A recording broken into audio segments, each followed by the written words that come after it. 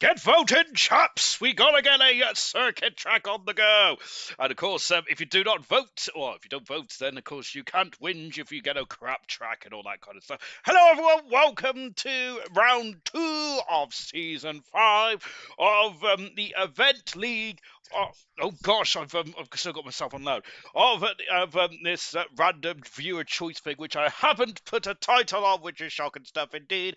But that's probably because I got confused because I was trying to stream vertical and horizontal, which still isn't going well. Maybe I should actually do some googling. But anyway, enough about that. Driver vote, nope. Track vote is on the go. Monaco, 58%. I can't remember last time I did a Monaco. I really hope that the safety car is enabled because I love chaos. Chaos equals cash and all that kind of stuff. But Monaco 60%, Imola 16%, and Miami 24%. Hello, everyone. Right. No, I've already done that, haven't I? Let me go up. Hello, Vester. Good evening to you. Delta. Hey guys. Good evening good evening to R2B as well.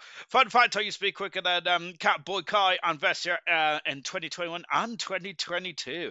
So that's impressive, guys, because that actually includes like the crossover between like the ground effect and the pre-ground effect. What do you call the pre-ground effect? I do not know, but there we go. I am the D-man. Oh, hello. Good to have you along for it. Is that your name on here as well? Is that? I'll have a look in a minute. Then we got remember the name ALR. Good stuff. D-man fell off. Oh dear, says Cowboy. Goodness gracious me, I love it. For real or FR? What does FR mean? Fire, says Equals. I've heard a lot about you, Equals, and says Delta. Oh, I hope it's a good thing. Goodness gracious me, that doesn't sound too good, does it?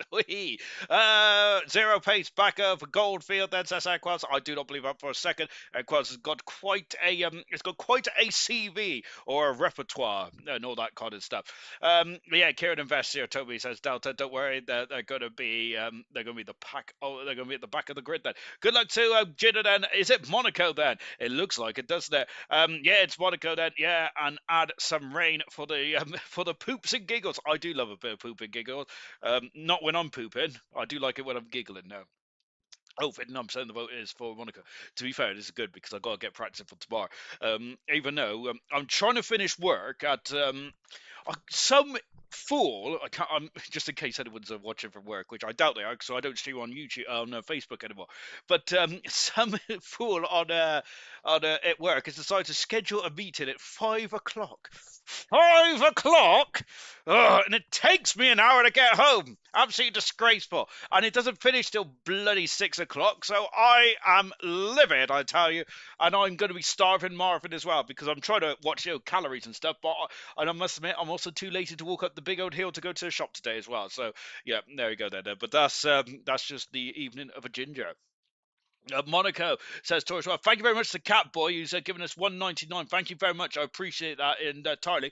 That is actually going to be my meal deal for tomorrow night. So thank you very much. I hope Alpine has enough front wings available. Says R2B. I wouldn't count on that. Having said that, I'm going to make a bold prediction tonight. What is that I hear you? Switch. I know. It's have I got my thing switched on? Oh gosh, that's not good.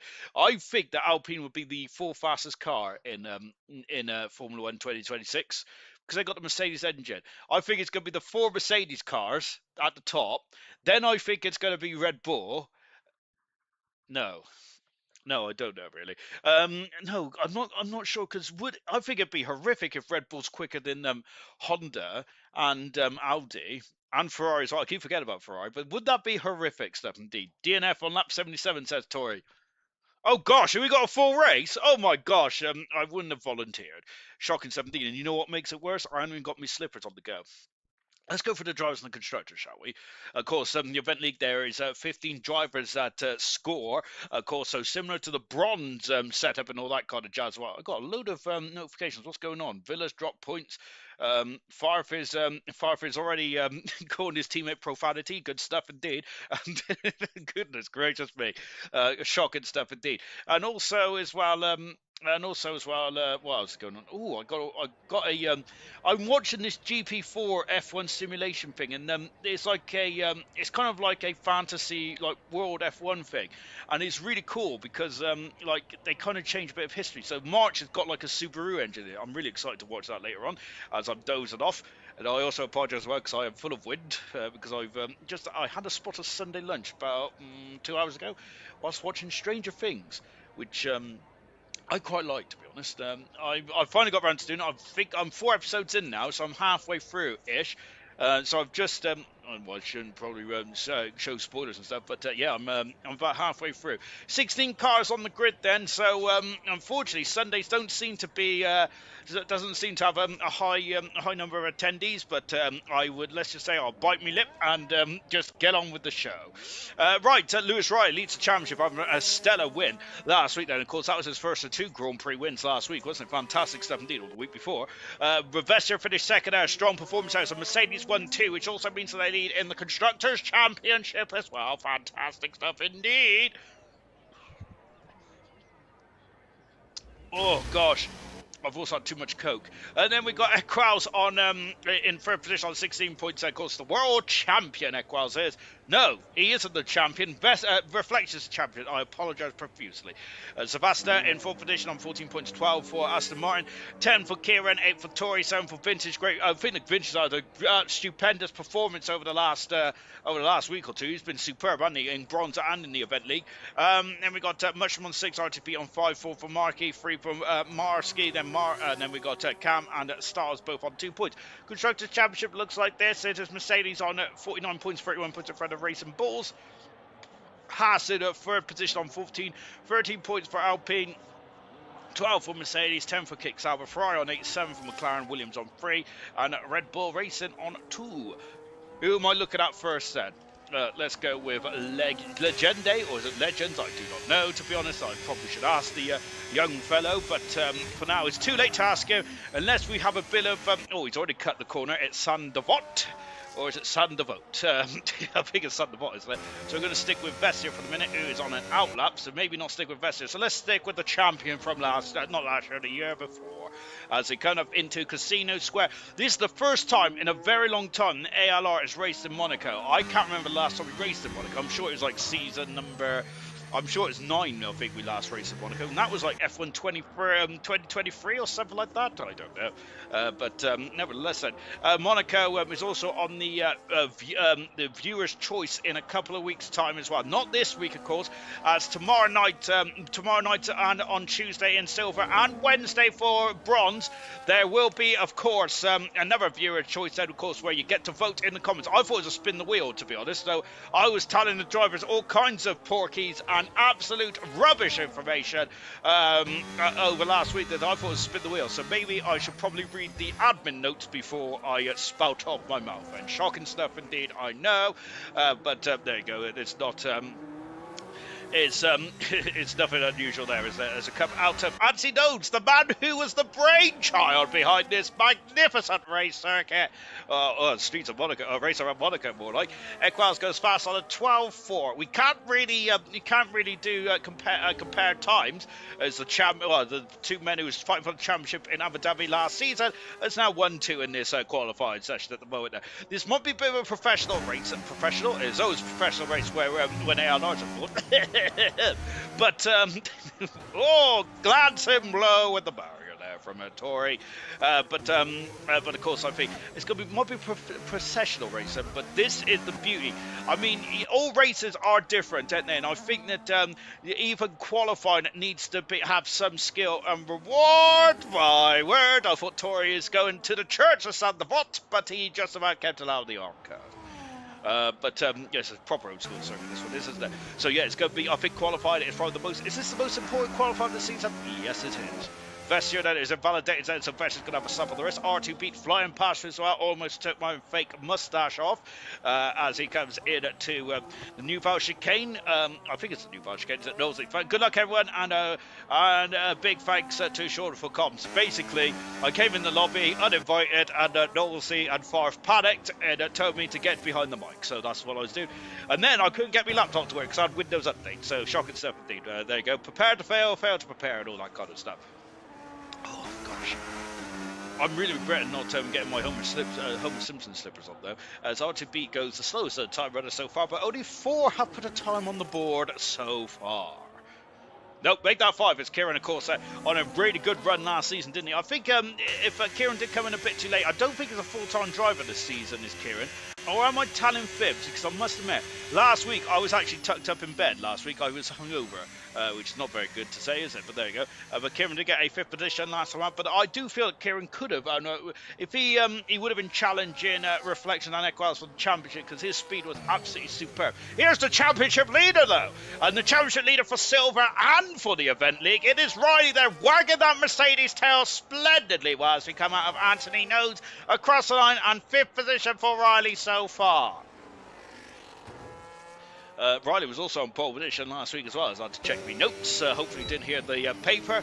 I don't actually have paper anymore. Of course, there is all the laptop. We've got to think about saving the tweets and stuff. Vessier across the line goes third fastest there for Vessier. I think Vessier is probably going to have the biggest cheer of everyone out there tonight because he has not got a Farf next to him in the garage there. As I've heard that Farf does usually hog up all the catering over there, which I'm not surprised by. And also, I think Farf. I've heard a whisper that Farf is actually going on a stag do in April as well. So I don't know where he's going there, but if Evan Smith you're going to be on the tiles there, I would suggest stay away potentially there. Unless it's Farf's actually, I don't think Farf is the stag. I don't know, but to be fair, I would love to go on a stag do with Farf, to be fair, because if he's the stag, I remember there was one rule where you had to go paintballing and you had to shoot the stag, so I think that'd be fantastic to do. Jinner, watching it work, great way to pass the time, laugh out loud. Jinner, I very much appreciate your company tonight there, but I'm sure you'll be bored of me by the end of it. What do you actually do, Jinner? Because shamefully, I do not know. Or perhaps I do know, but I've forgotten, which is even worse than actually not knowing now. But if you could like me, are you a security guard? If you are, then I better watch my tongue then. It's not a parcel tongue either. I have watched Harry Potter. Is it parcel tongue where you can speak to snakes? Goodness me. Scary. I don't like snakes, to be honest. I'm very much like Indiana Jones, but a bit plumper.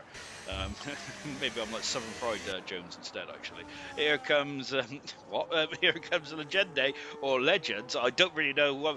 I'm gonna be honest. It's Serious Mushroom's fault because of basically because he's made me question my sanity, which doesn't take a lot, to be fair. Here's Vintage there in the lovely helmet design there with of course the World Champions helmet from F1 2025. That is, of course, Lando Norris, and of course hoping to retain his crown. I must admit, I do think going to real F1, I think that George Russell is probably going to I'm going to say it here and now. I think George Russell is the favourite for the World Championship because he's got a Mercedes engine.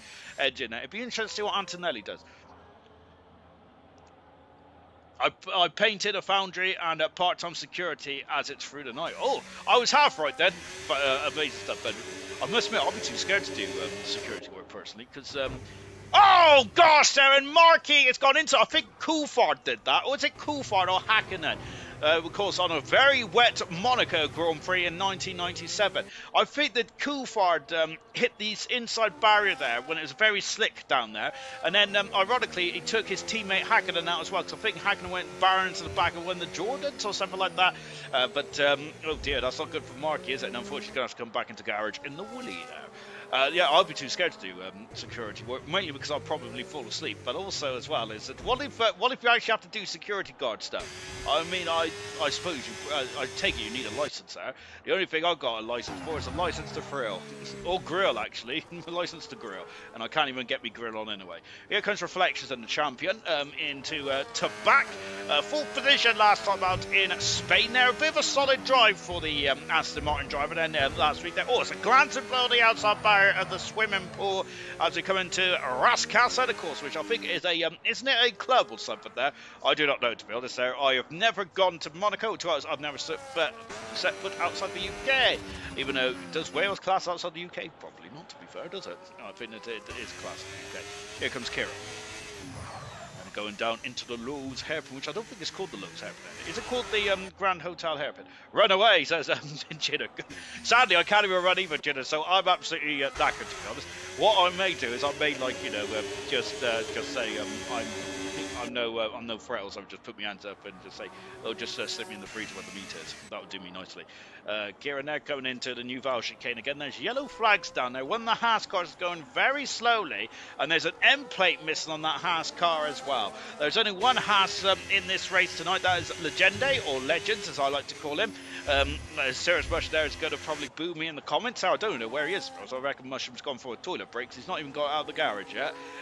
Which I must say, as much as Mushroom doesn't like qualifying, I have a feeling that he might want to have a gander out on circuit tonight, because this is probably the most important qualifier of any championship, any championship race of this season. Here's the championship leader, Riley, and now coming into the Rascas as well. Then, of course, a short straight into Anthony Noakes. And of course, do not go on that curve there, because you'll go too far, and that curve would very much ruin your momentum. Then across the line, and Riley goes full fastest, and all Mercedes second row of the grid here tonight there. Equals is 2/10 a second up, then coming out of the New Val chicane, and I am starving. I don't think I thought I had a Mars bar around here somewhere, but I think I must have better in my tiredness last night. Tori's out of qualifying. He's beat into the wall, and it's coming out of Casino Square. Martin Brundle crashed there in 1996, and now unfortunately the pole setter has done the same. And that is a nightmare indeed there, as Equals has found 7/10 of a second, but has not improved his position there. Vesher continues on there, whilst Kieran has made a mistake there and is coming back in. Knowlesy on circuit as well. Knowlesy, of course, was expected to be in my position tonight there, but is returned to return to a spiritual home in the Kick Sauber. But Tori out qualifying there. That's disappointing. He's still got half a second gap between himself and Kieran, but I do think Kieran's going to go quicker then. As I think we just seen Liam go up to a superb 8th finish there for Liam there. Liam very unlucky to get a retirement last week then, so hopefully he can get himself on the straight and out tonight then. Monaco all week, Rip says Real Ashton there. Of course, it is a viewer's choice. Of course, it's not spin the wheel, which I've been saying for the past couple of days, which is absolute baloney, as there's a Mercedes right behind Knowlesy here. Knowlesy's on a lap then, so he's entitled to finish this lap then. I mean, I think the Mercedes behind him may not be too happy there of Vestia, but unfortunately, that's just the way the cookie crumbles, isn't it? Of course, there's that Knowlesy coming to the line as well, and he's going to put...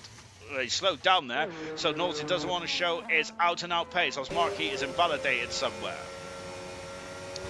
So here's a viewer's choice then. I started watching the stream and Sean is talking about food, to Stephen Anthony. To be honest, name a better match than me and food. I love it. To be honest, I think... I do love food. I had a Sunday roast as well earlier on, and I don't know why, I'm still hungry as well. I do love a good old roast, but I must say that's one of the reasons why I don't like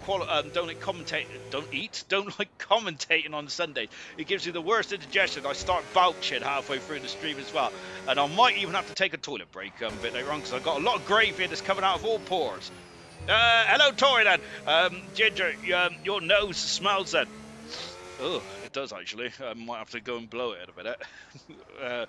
Yeah, I was going to say something which I would regret, so I'm not going to say it here tonight. Not the best track to kick the bucket in qualified, says Tori, unfortunately, as he has gone off at Casino Square.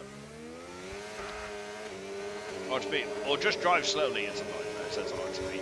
Who voted for this track there? Because it seems like a lot of drivers do not like this. But I got to say, we've had 21 votes, which is actually pretty impressive stuff. I think that's the most votes we've ever had in the stream, to be fair. Which I think is a actually really good way of getting more views, isn't it? Of course, like, share, subscribe, and all that kind of jazz. I'm still trying to work out. I was going to stream on TikTok tonight, but you know what? I have to now get a stream key off TikTok. So I've had a bit of a paddy as well, which is also why I was late starting the stream. And then I couldn't find the thumbnail for the stream, and then I realised, well, what do I actually call the stream? Because we don't know the race, do we? Knowles, Marky goes 7 fast, as I'm thinking about Knowlesy back. Oh my goodness me, that's a bit of a slide there, a power slide out of Sanderford then, and goodness me, quite brave stuff indeed. Talking about food, you forgot to talk about mushroom there. Mushroom is food. Absolutely, it's I like to put mushroom in my mouth. Oh gosh, diabolical rain during the race there, says Anthony. I hope so. A bit of rain in Monaco just goes hand in hand, doesn't it? We had a bit of a sprinkle of rain in the 2023 race, didn't we? And did we have like a sprinkling of rain in the 22 race as well? Or it was a deluge, wasn't it, at the beginning of the 22 race, and they decided to not start the race on time, and that was so annoying. Because, yeah, don't get me wrong, Monaco, don't get me wrong, he's probably quite dangerous around here at the best of times, but it's such a slow average speed around here that I would have said start the race. But then again, I love wet conditions. So I'll just send them out, even if it was the horrific conditions of. Whoa, my goodness me! Legende using the 1982 version of that chicane now, which I think that by then they did not have hay bales there anymore. But my goodness me, that caught me off guard. Vetcher coming out on circuit and Vetcher aiming for a pole position. What about Legende? He comes into the pits now with 2 and 3/4 minutes to go. That's going to be kind of a bit tight for Legende, as Vetcher does the same thing now. And I think the stewards may frown upon that ever so slightly. But then again, the stewards may also be enjoying their Sunday on a Sunday.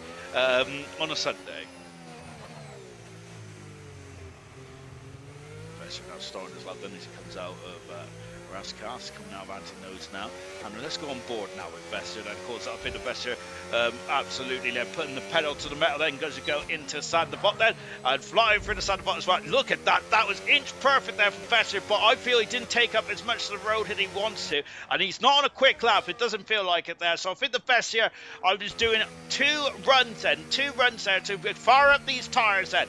Of course, Monaco is not the most abrasive circuit in the world, is it there? As Vester does not avoid the bump there, which is interesting. Of course, a lot of other drivers do avoid that bump there. And I think that bump is there because of the, isn't there like a junction around there or something like that, potentially? Can you check my car to see if it's lagging? Because everywhere, every car I'm riding on board, it is lagging all over the place. That's Riley. Where is Riley? We're on board with him now. He doesn't look like you're lagging to me. We was on board with you a couple of minutes ago as well. You look fine to us, Riley. It doesn't look too bad. I think, well, I say it doesn't look too bad. It looks quite good. It looks quite good, to be fair. I reckon Riley just wants some free airtime, doesn't he? Good stuff. I would have done the same, to be honest.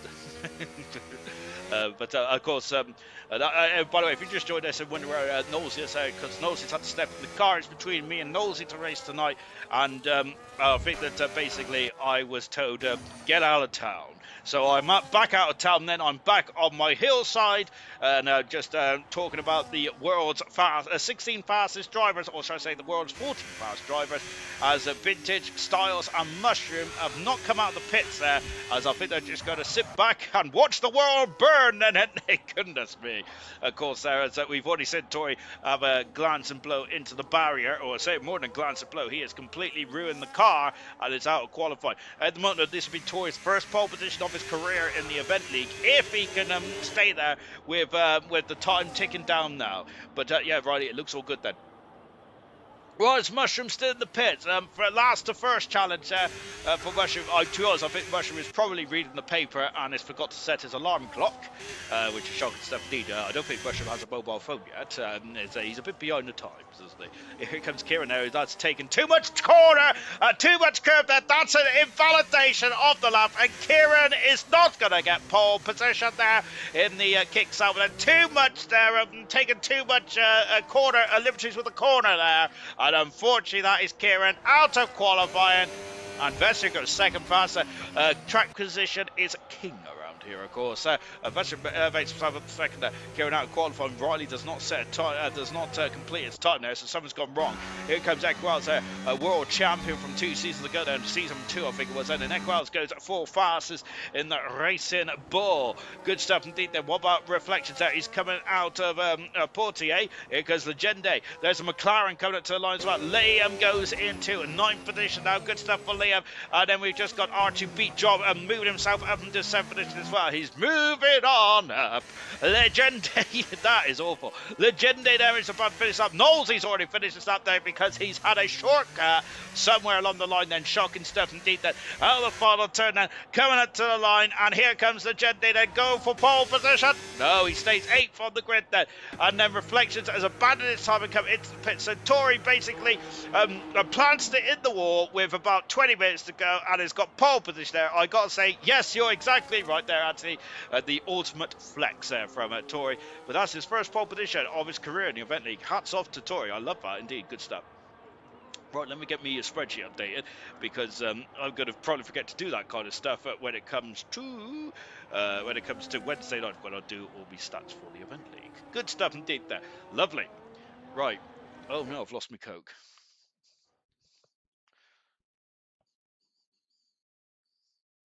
I was told to notice this, so I'll be watching soon, says Serious Mushroom. That's harsh. That's very harsh indeed, then. But hopefully you can still hear us without your hearing aids on the go, Mushroom. Tory pole position then with 0.02 of a second separates Tory and Vessier. Kieran in third position with Equals in fourth, with Riley fifth. Reflection in sixth with Archie beat seventh. Legende in eighth, Marky in ninth, and Liam in 10th position. Knowlesy in 11th. Marsky didn't set a time, nor did Farfred. He lost his keys or was still in the bath, even though I don't think he has a bath on Sundays. How do I know about Far's bath and habits? Let's not answer that question. Vintage Styles and Serious Motion completes the grid. Good stuff indeed. Going to be interesting race anyway. Anyone's going to gamble on a pit stop on the first lap. This race could be won in the first corner, says R2B. And this is also a race where a two-stop strategy is mandatory as well. So just remember that.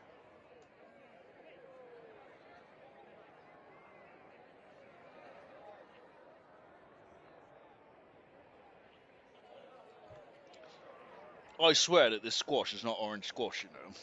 Oh, that's why. It's fruit and barley. Good gracious me. Oh gosh. That is horrific. I don't know what barley is, but that is not ideal. Where's my orange squash then?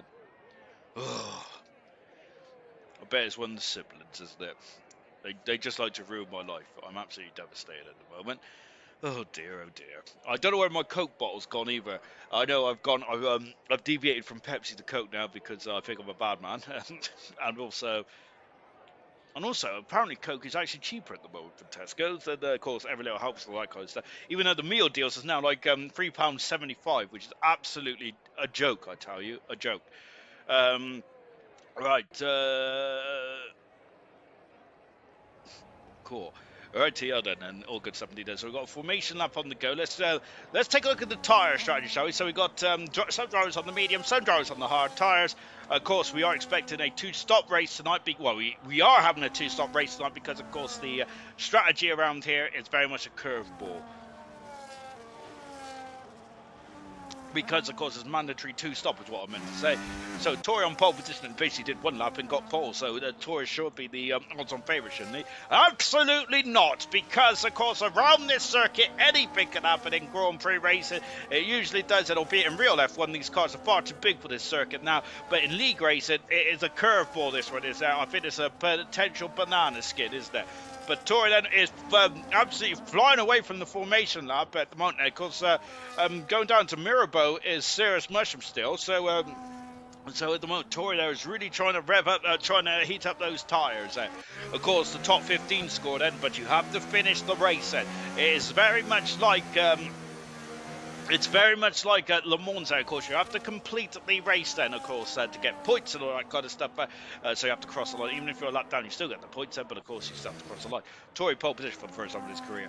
Vesser alongside my row one. Kieran in third position. Keep breathing during the first lap, Sean, then. I will try, but unfortunately I can't talk and breathe at the same time. I'm a typical bloke. I struggle to do two things at once, Kieran, on hard tyres. Equals in fourth. Riley in fifth, the championship leader. The world champion in sixth position of Reflections.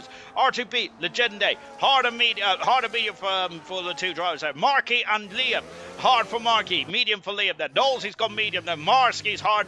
Farf is hard. He's always hard. Vintage sub medium. Styles has gone hard, and so is Serious Motion. Good heavens, the far drivers are very hard indeed. Then hopefully they don't hit anything hard as they get going there for the start of the Monaco Grand Prix. Look at this. We got a lovely rear shot of that Aston Martin, and that is the world champion sat right in front of us right now, as we're all lined up on the grid now, preparing for the start of the Monaco Grand Prix. Where are the lights?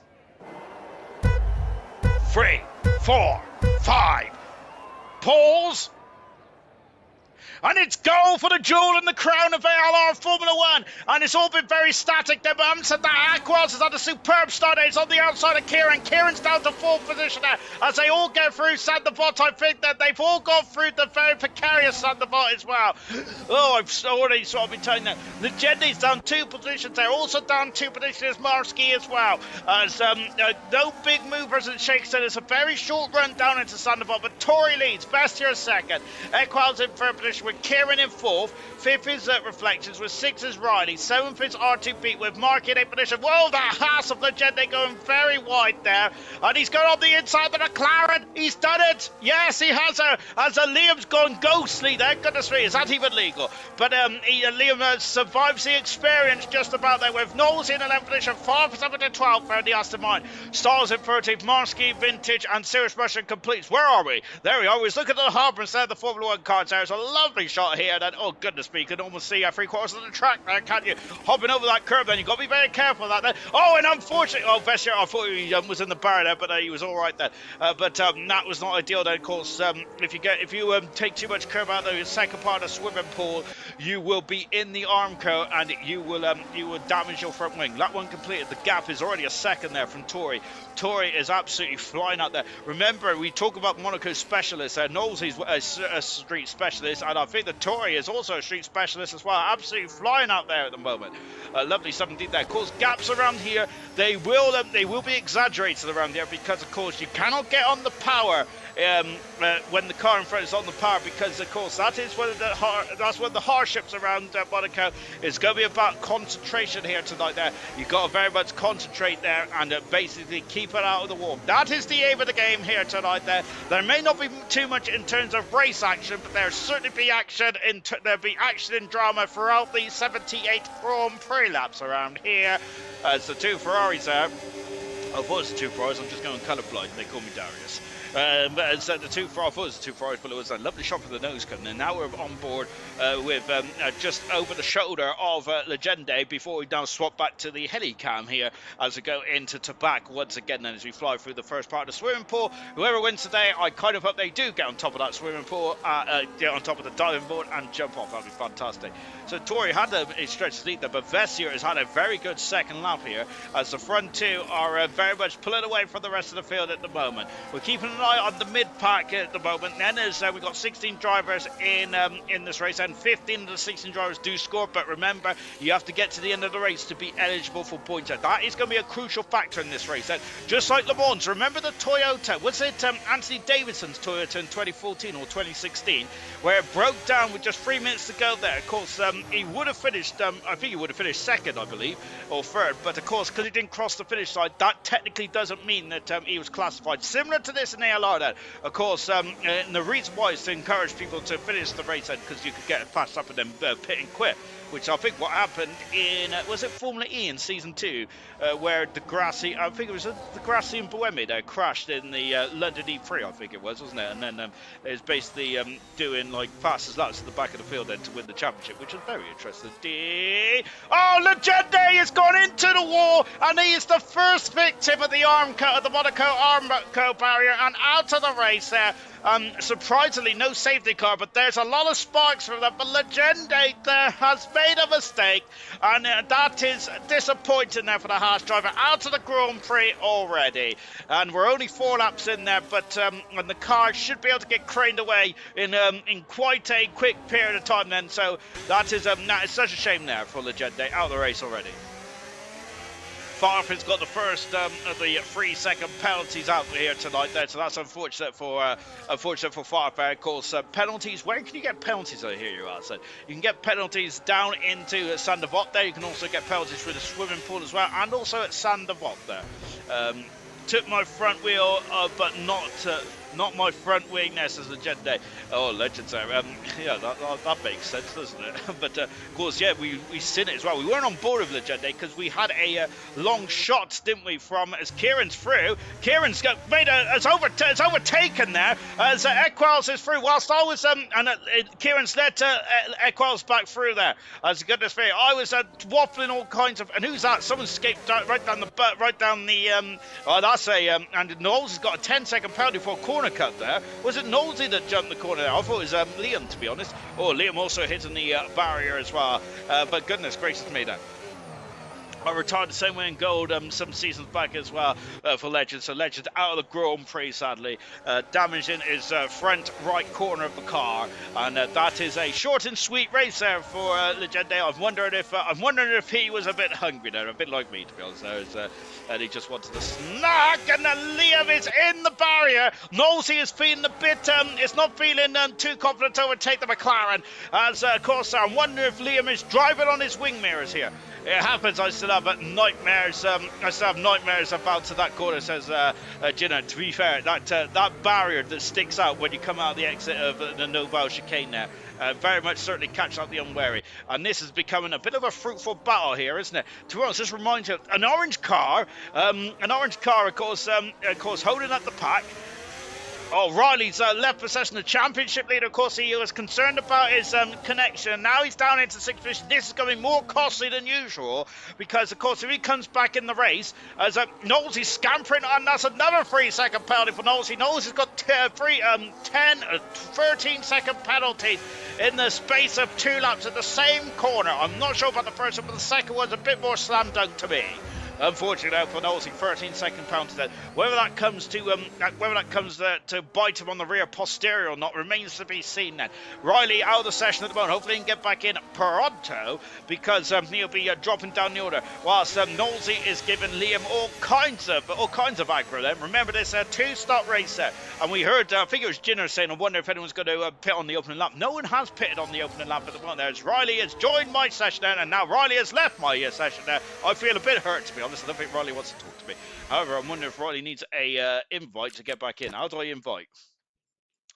I said, far from the inside, I'm paused in. Farf's gone into 10th position now, as he got a bit of a crocodile forming behind Liam, and this is becoming a very difficult now for the drivers to get past here, because this is Liam's prerogative here to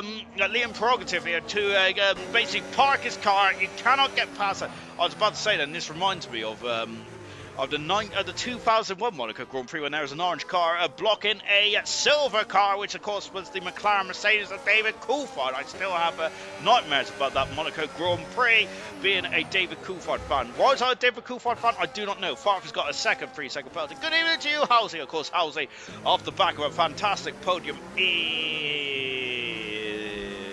Legendaries after session there, as Nosey in the pits, and in where was we? Oh, I don't know where we were, to be honest. Where was we? China, great result, and of course Halsey only pitted once in that race there, and absolutely superb stuff indeed there. As so still very much on a high, as Riley is still not in the session at the moment. Hopefully I can. How do I invite people in these days? I don't really know, to be honest. I shouldn't I? I've had a PlayStation for so many years, and yet I still don't know how to do it. Right. Where is he? There is Riley. Can I invite him in? I don't know, to be honest. I don't know. I'm hoping can I invite him this way? 1 second. Goodness gracious me! This is a shocking turn of events, isn't it? Maybe goodness me! Right, we got EA fans. We got have I not got him on here? That's shocking. Oh, what's happened? As Riley's now lost out to Marky here. Hopefully Riley's back in the session. I apologise, Marky. I do not know what I'm doing, to be honest. But that's nothing unusual. I'm just a shocking human being. We got communicating with in the top right and left-hand corner. We've got communicating there with as into the pits comes Liam, as Farf has got through there whilst I was trying to get Riley back in the session. Into the pits now comes Liam, then stops on this mark, so going to the hard tyres then, so going along then Knowlesy, when he did his stop then, he was going to be quite a way behind, because he of course observed his 10-second penalty. The Ferrari that was on the back row of the grid is now starting to come up through the field, as Styles is now up into, I say that, but Styles is also doing a bit of Back to the Future stuff there. Good, maybe he's got a bit of the flux capacitor in that Ferrari, which I think Ferrari would love to have, that flux capacitor. Of course, if the rumours are that their car would not be ready for the first day of Barcelona behind the doors shakedown. Basically, it's a test, isn't it, with behind closed doors, which I'm not really. I think that probably alienates the fans a bit, doesn't it, to a certain degree? But there you go. That's just my opinion here. As I sit on my poof, enjoying me really horrific squash then, which is barley. I don't know what barley is. It's disgraceful. Just as they fly under me now, as we're on lap 9 out of 7. We're on lap 9 already. Goodness me! It's probably because I've been mucking about trying to get Riley back in the session. Then I wish you could just click on his name and just invite him back in. Maybe Riley's got some technical gremlins, but he did jump into my party. But maybe he just wants to have a chat to me. I do not know. As we've got the Alpine and the Williams now starting to lock horns there. RTB in 6th position. Markey in 7th position. Farford's about 8 seconds back at the moment. And then we've got Styles, who Marsky is closely following behind as well. Remember, of course, that this race is a long slog. This is basically the closest we're going to get to an endurance race there. And we've got a lot of drivers now on the hard tyres. Talking of which, I did watch the I race in Daytona. But my question is, because I was watching a couple of different races, and I've realised that they're not all in the same race, I don't think.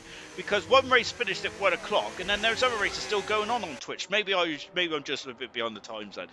But even so then, I must admit I quite enjoyed the Daytona 24-hour race, of course, on iRace, of course. However, and the real race like next week though, so I'll be keeping an eye on that as well. I think it's streamed on, it's at IMSA YouTube or something like that, which is pretty cool, isn't it? I think they're stealing our idea, you know, at ALR, streaming all our stuff on YouTube, baby. As Vintage is now past Riley as well. Riley's just dropping down the order. Farford's got another 3-second penalty to his name then, as now powering up the hill as well. Kieran, of course, on the hard tyres there, as who's out in front of us there? I think that's one. I think it's our lap car. No, then it's Equals. What am I talking about? Sure, sort it out. I thought he said, oh no, I was actually looking at reflections, because there is reflections. I didn't realise he was so close. Equals' tyre, he's on the medium tyres there. I don't think the medium tyres will be going off too quickly to this early. But Kieran is now all over the back of that racing ball like a rash. Equals hasn't got the pace at the moment. That's it. Look at the background there. 2 drivers as Riley's back in the session. He's going to be devastated about the amount of time he's lost. He's still in the points though, Riley is, and it's important to finish this race. As goodness me. And look, as Kieran is through, as Equals there, he just let him through there, didn't he? Equals did. I'm wondering because he did start to ghost momentarily, but Kieran is through. We've got an overtake. I think that's not the first official overtake in the race potentially. I would say I'm keeping count, but I've already lost count already, and there's only been 10 laps. But Kieran is now up into 3rd position. Equals in 4th, and Reflects in 5th position. I wonder if Equals is going to think about coming into the pits. No, he stays out there. Remember, it's a mandatory 2-stopper around this race. It'll be a mandatory 2-stopper on all the races that are voted for Monaco, of course. So that is a proper curveball that is going to be thrown in here over the course of tonight, then, of course, and maybe in the next couple of races as well. The next couple of nights, I should say, of course, starting tomorrow night, where it's the viewer's choice, of course. It's not the Wheel of Fortune, but it's the viewer's choice. Oh my gosh! And same problem as Legende, as Liam has crashed into the barriers out of the race. It's a VSC, and Riley is going to take the opportunity then. Of course, he's lost an abundance amount of time, but Riley in the pits now, going for the medium tyres. It's basically a free pit stop. You lose probably 10 seconds less by doing it under a VSC compared to a full racing scenario. There's the safety car. I can't see Burnt Mylander in it there, but hopefully we'll see it later on in this race. Why? Because I do love a bit of anarchy there. But out of the pits now comes Riley, but Knowlesy, who served the 10-second penalty, of course, after cutting the corner at the New Val chicane there, but is behind Riley there. But I think Riley has done a great job there by pitting under the VSC. What about the race leaders of Tori and Vessier, who are well in front of... yes, they're coming in the pits, and on the hard tyres, it's a no-brainer. Vessier has stayed out there. I was saying it's a no-brainer, but Vessier has gone against the curveball here, and is going to stay out there. So race leader in the pits, the pole sitters in the pits, and going on to the medium compound tyres. His car 76 out of the pits he comes now. We're green in Monaco. Is he going to get out in front of Kieran? This is going to be very much squeaky bum time, isn't it? Equals is very much spinning out the tyres. No, he's not. And that could be crucial in the outcome of this Grand Prix. He has pitted, but the amount of time he's going to lose, I think, behind these cars, because he's not going to be way through here. I doubt it. Of course, so this gives Bestia a quite comfortable and handsome lead at the moment there. He's 10 seconds in front of the car behind the Kieran. Oh my goodness gracious me then. So let's see what Tori can do on a fresh set of medium tyres. So he's got medium tyres and his final stint then has to be on the, it could be on the medium or the hard to be honest, but he's now used 2 types of tyres instead of locking himself into maybe going on the medium at the end of this race. So let's see how this one transpires, but he's all over the back of Equals like a bad suit. We've lost Reflections, though yet he's just there. It's okay, Reflections. Tori is through as Equals has let Tori through. Now that's an interesting development for me. I'm surprised by that because Equals could be fine with Tori later on. Look how close they got to the barrier there, did Tori. Of course, that barrier's already caught out Legends and also Liam as well. So, of course, that is... Excuse me, I've got a... that was me, Parpet. Goodness me. Oof, if only. So I need to put a silencer on that car. Or motorbike, or whatever it was. But that's surprising that Equals has let Tori through. Well, I didn't let him through his... yeah, I think he did, to be honest. I'm not going to... Let's also on the fence. He let him through there. So I'm surprised by that because Tori might be a factor later on the race there for Equals, but maybe Equals does not want to be forced into a mistake at this stage. And he just wants to get some laps under his belt there, and he just wants to not be racing with his wing mirrors there potentially. But now he's fighting with Reflections. Remember, Reflections and Equals were championship contenders last season, so this could be crucial. We could look back at this at the end of the World Championship and think that this race was a crucial part of the championship outcome, maybe. Then again, I could be looking too much into this as well. On board with Tori once again, and of course there he does have a bit of ERS deployment now. Reflections has got... Equals has let another driver through. I'm not sure if he's let drivers through or if he's got a problem. Has he got the same problem that Danny Rick had in the 2017 Monaco Grand Prix, or was it 2018? Where of course he lost his... Didn't lose his like ERS deployment or something to do... he lost his MGUH, didn't he? And basically was like very much down on horsepower. I don't know the exact number because numbers really confuse me and all that kind of malarkey. Tori's still all over the back of Kieran here, whilst Reflections and Equals' fight has actually dropped in 2 seconds back at the moment. DRS is available there. This is the closest fight on track, bar Marsky and Styles. But this is the battle is very much then an offset as such, and of course says Tori's on fresh medium compound of tyres, whilst Kieran is on the from the start he's on those hard tyres. Then I'm looking to Mirabeau there, of course. I'm sure didn't Katie Alboreto had an absolutely audacious manoeuvre there in the, I think, 82 or 83 Monaco Grand Prix. Look at Tori there going this way and that, because Adrian Sutil overtook Fernando Alonso there in 2013, didn't he? And look at this, he's really putting pressure now on Kieran there.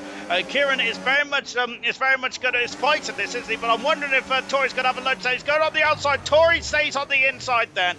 Look at that, parking the car. It's so difficult to overtake on this circuit there. It's very much trying to ride your bicycle or ride your bike then in your front living room. I think that was now some PK said a few seasons ago, probably about 3 decades ago now. But absolutely then, it's very it is very difficult, isn't it, this circuit there? Oh look, he's got on the outside. There's contact there between the 2 cars, and was there damage to the end plate Alpine? Easy for me to say. No, that doesn't seem to be there, but I'm wondering that if I don't think that Tori warranted enough space on the outside of Kieran there. That's my humble opinion, as I'm sitting on my poof here.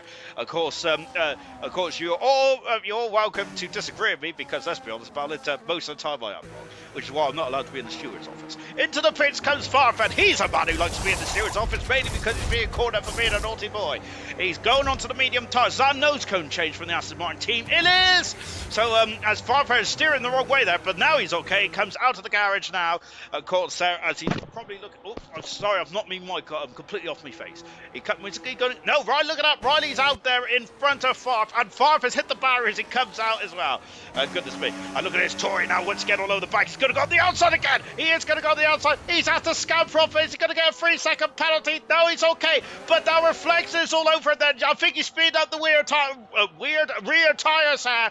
But he's okay then. This is an incredible battle. But look at that. Vessier is just dancing away there. And remember, Vessier is on a rich run of form. Like Riley, 2 drivers have been outstanding in the opening stage of the season 13 of ALR. Whether that's in silver, whether that's in the event league, it's been superb. both drivers out there. But unfortunately, Riley's had a bit of bad luck in the opening stage of this race, but he is now on the back of vintage, and he has made one of his 2 mandatory stops there. Contact into turn 1. Out of Rascal, as they come up the hill over 160, 165 miles an hour, which I have no idea actually if that's right or not, to be honest, because I'm actually thinking about yesteryear. Coming out of Casino Square, which I think a lot of drivers will probably be parting the night away. I think under this one there, and I'm wondering that's why a lot of drivers actually did of course a vote for this circuit, because of course they probably wanted to get in the boozer and have a bit of a booze cruise. And I do not believe that one iota, because of course all these drivers are athletes, unlike me.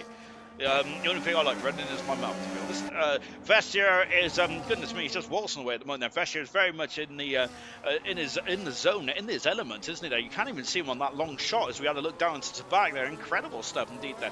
That racing bull is starting to get bigger and bigger now. That is, no, not Equals. It's the Alpine. I was meant to say that Alpine is starting to get bigger and bigger. I'm not on about Tory. I'm on about R2B there, as R2B is catching on Equals, as is the Williams of Marquis as well. Once again, Tory can't get through. This is going to be painful. This is crucial, isn't it? I was saying how crucial it was when he came into the pits umpteen laps ago, and this is going to be very painful indeed. Vintage has lost out to Favre as contact again between Tory and Kieran into Sandevot there, as Kieran is absolutely livid with Tory. Of course, Tory was waved by, I think, Equals, but Kieran is not going to do the same. This is a fight for the Grand Prix win potentially, as Sirius Mushroom is dropped down into 14th position. Knowlesy's through as well, but I think that Kieran is going to be beside himself about this, and there's been contact down at Sandevot 1 or 2 times, and Alan Mirabeau. But I love it. Oh, I've got a bit of the Sunday blues now. I've just realised I've got to get up for work tomorrow. Absolutely shocking stuff indeed, horrific stuff. But however, of course, I might watch this race plan then, because, well, actually I need to do some YouTube shorts actually on them. And I gotta say, I really wish we could find someone who actually liked editing. And look at Kieran there, scrumming and chopping off the nose cone of Tory there. Brutal stuff indeed. Knowlesy's past pitches as well. Knowlesy is coming through the field like a hot knife through butter on his very new hard tyres. He's 4 seconds away from, he's 4 seconds away though from the next car in front of him, which of course is Riley. Sorry, not Riley. So we got into the pits comes Equals, and we've also got Favre, who has got past Riley there. So Favre is, goodness me, you've got a lot of overtaking going on tonight. Incredible. As now they've started to branch out ever so slightly, but my goodness me, it's getting a bit feisty here in Monaco, isn't there? Of course, 14 runners remaining out of the 16 that started. The opening 2 races, I think we only had 17 cars in Australia. Not great attendance, isn't there? But then again, I feel like a school teacher when I say that, don't I? But there you go. Maybe I need to have a pork pie or something there to just calm me man boobs down potentially. But Kieran there is, of course, Kieran has got every right to the corner. He is the lead car, isn't there? Of course, we could always get out the Alan menu, of course, which is the rules of engagement, isn't it, from the FIA, which I suppose I think that, to be honest, you overanalyze overtake sometimes, don't you? Sometimes you just got to let the drivers go on a bit. Equals come out right behind Marsky here. So Marsky then Equals on fresh tyres, but just like Tory's finding now, then track position is king around here then, so you want to either make a pit stop very early on, which is what Knowlesy and Riley did, or extend your stint then, so you don't get stuck in this situation. And Equals is actually stuck behind 2 cars of Marsky and Hungry Styles, who once again is making this through the field splendidly well, like he did in silver. Good stuff indeed there, and he's all over the back once again, and this time he's gonna go through, and that's an audacious maneuver, and he's done it on the outside into Casino Square. Magnificent stuff indeed there, as Kieran is squirreling lights up the rear wheels there. Of course, that was several laps too late there for Tory, but now he's done a pit stop. The drivers behind him still have to do 2 pit stops. He is 16 and a quarter of a second away from Vessier at the moment.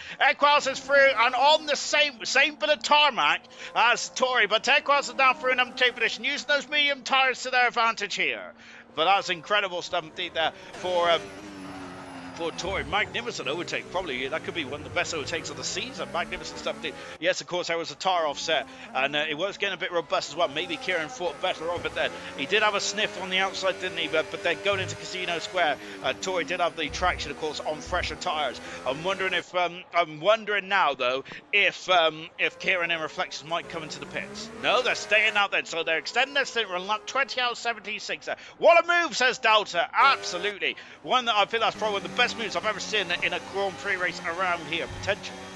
As I also rate Adrian Sutil's overtake at the Lowe's hairpin in 2013 quite highly as well. I don't rate Perez's overtakes very highly, of course, around here in the same Grand Prix. I think he did one barnstorm of a move down into. And look, here comes Equals on the inside. And he's got a 3-second penalty. And look at that, then he didn't even get the track position there because Styles is still through. And look at this, he's all over him like a rash house. He goes this way and that way. It feels like Nigel Mansell and Ayrton Senna in the 1992 Monaco Grand Prix. Absolutely incredible. And look at this, and now he is through. I think Styles left them, leaned off the throttle ever so slightly, led to Equals through, and over to 7th position. Equals now got a lovely piece of clean tarmac to drive into, and he can now then get his head down there and really start putting some qualified laps. This is where he's going to make or break his Grand Prix. Lovely shot for the nose cone here at the Racing Ball. Fantastic. Marsky, who is on the same life of tire as Styles said, as Marsky and Styles have basically been a lag again there, isn't there? It's a bit wobbly. Good evening to you, KD. Of course, KD, like Halsey there, got a podium in the Chinese Grand Prix back last week then. So both drivers are on a high, aren't they, as well? And it'd be great to see what they can do in the Viewer's Choice then, which is, of course, this week as well. It's not the Wheel of Fortune or Misfortune, which is what I said, because I didn't read me commentary notes there, which is shocking stuff indeed. But there you go. Which, of course, I got a slap on the wrist and a slap on the bum as well. But even though, of course, so it's when we open up the stream on Monday, Tuesday, and Wednesday, you, the viewers, and the drivers as well, get to vote what circuit you want to see. Tonight we had Monaco with the winner about, was it 60% of the vote or something like that? Brilliant stuff indeed there. So of course, I think you viewers wanted a bit of anarchy, and we've had a couple of big crashes down into the New Val chicane, but apart from that, it's all been fairly standard Monaco Grand Prix, as Tory and Kieran was getting very feisty as well. Marsky is starting to drop back from Styles. I'd say he's starting to drop back on. I think he's probably just harvested a bit then in the Red Bull then before he has another attack. Go down to New Val chicane once again, and let's take stock. We're on lap 22 out of 78, and we're not half distance yet, about a third of the way through this Grand Prix. Vessier leads by 12 seconds. The gap has come down quite considerably. Tory has stopped. Vessier hasn't. He's still on the original tyres he started the Grand Prix on. I still believe that you will have to make 2 tyre stops. That is what I'm saying, and I'm going to stick to my guns. It probably may not be the case there. Marsky almost into anti-Noakes there. Of course, the man who thought up this crazy idea of having the Monaco Grand Prix. Wasn't it 1922, the first ever Monaco Grand Prix? Goodness gracious me, that's well over 100 years. That was the incredible stuff indeed. Goodness me. Kieran in third position then, of course. Kieran Reflections R2B Marquis have all not stopped, so they're all on their original start tyres. Equals on 4-lap old medium tyres. They're getting past Styles and Marsky quite quickly as well, and it's now got a lovely clean track, so he can just now get his toe down and just start to put the hammer in, get some qualifying laps on the go. Then we've got Styles and Marsky, both on the original hard tyres they started the Grand Prix on. And then we've got Farfus on the fresh set of medium tyres, and of course got up behind Riley, but overtook Riley quite quickly. And he's got a 4-second gap between himself and Marsky in 9th and 10th position. Of course, Farf shoehorn in at the last minute, but I think Farf is probably in the bath as he drives this. Maybe he's on one of those boats there, potentially. 11th is Riley. Of course, technical problems for Riley. He has lost umpteen positions there with a connection issue there. He's got back in the session about several laps later than when he originally got disconnected. And because of that, he's lost so much time. He was in the upper stages of the top 10, but not anymore. He's down in 11th. Knowlesy in 12th position, of course, at a 10-second penalty. Whoa, is Marsky almost swapping into Sandefur, and those hard tyres are not looking too compliant to me. Knowles with a 10-second penalty then, but he's now in 12th position. He's served that 10-second penalty as Red Bull is steering like a shopping trolley, one that goes around Tesco's.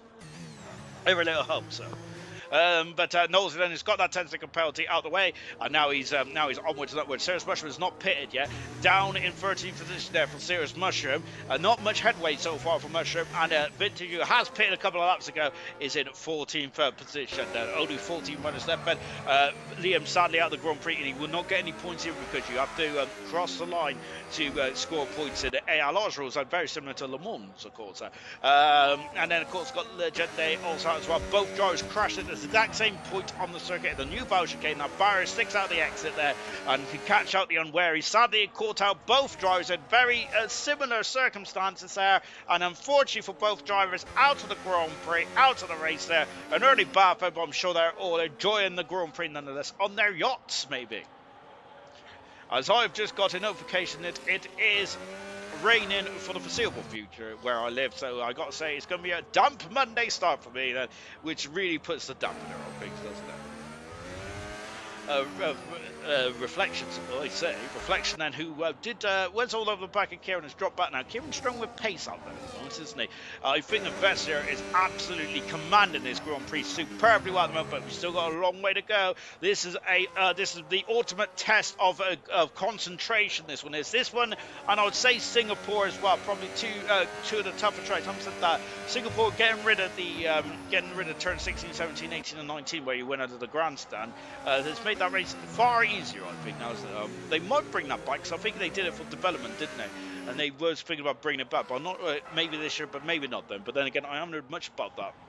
But maybe.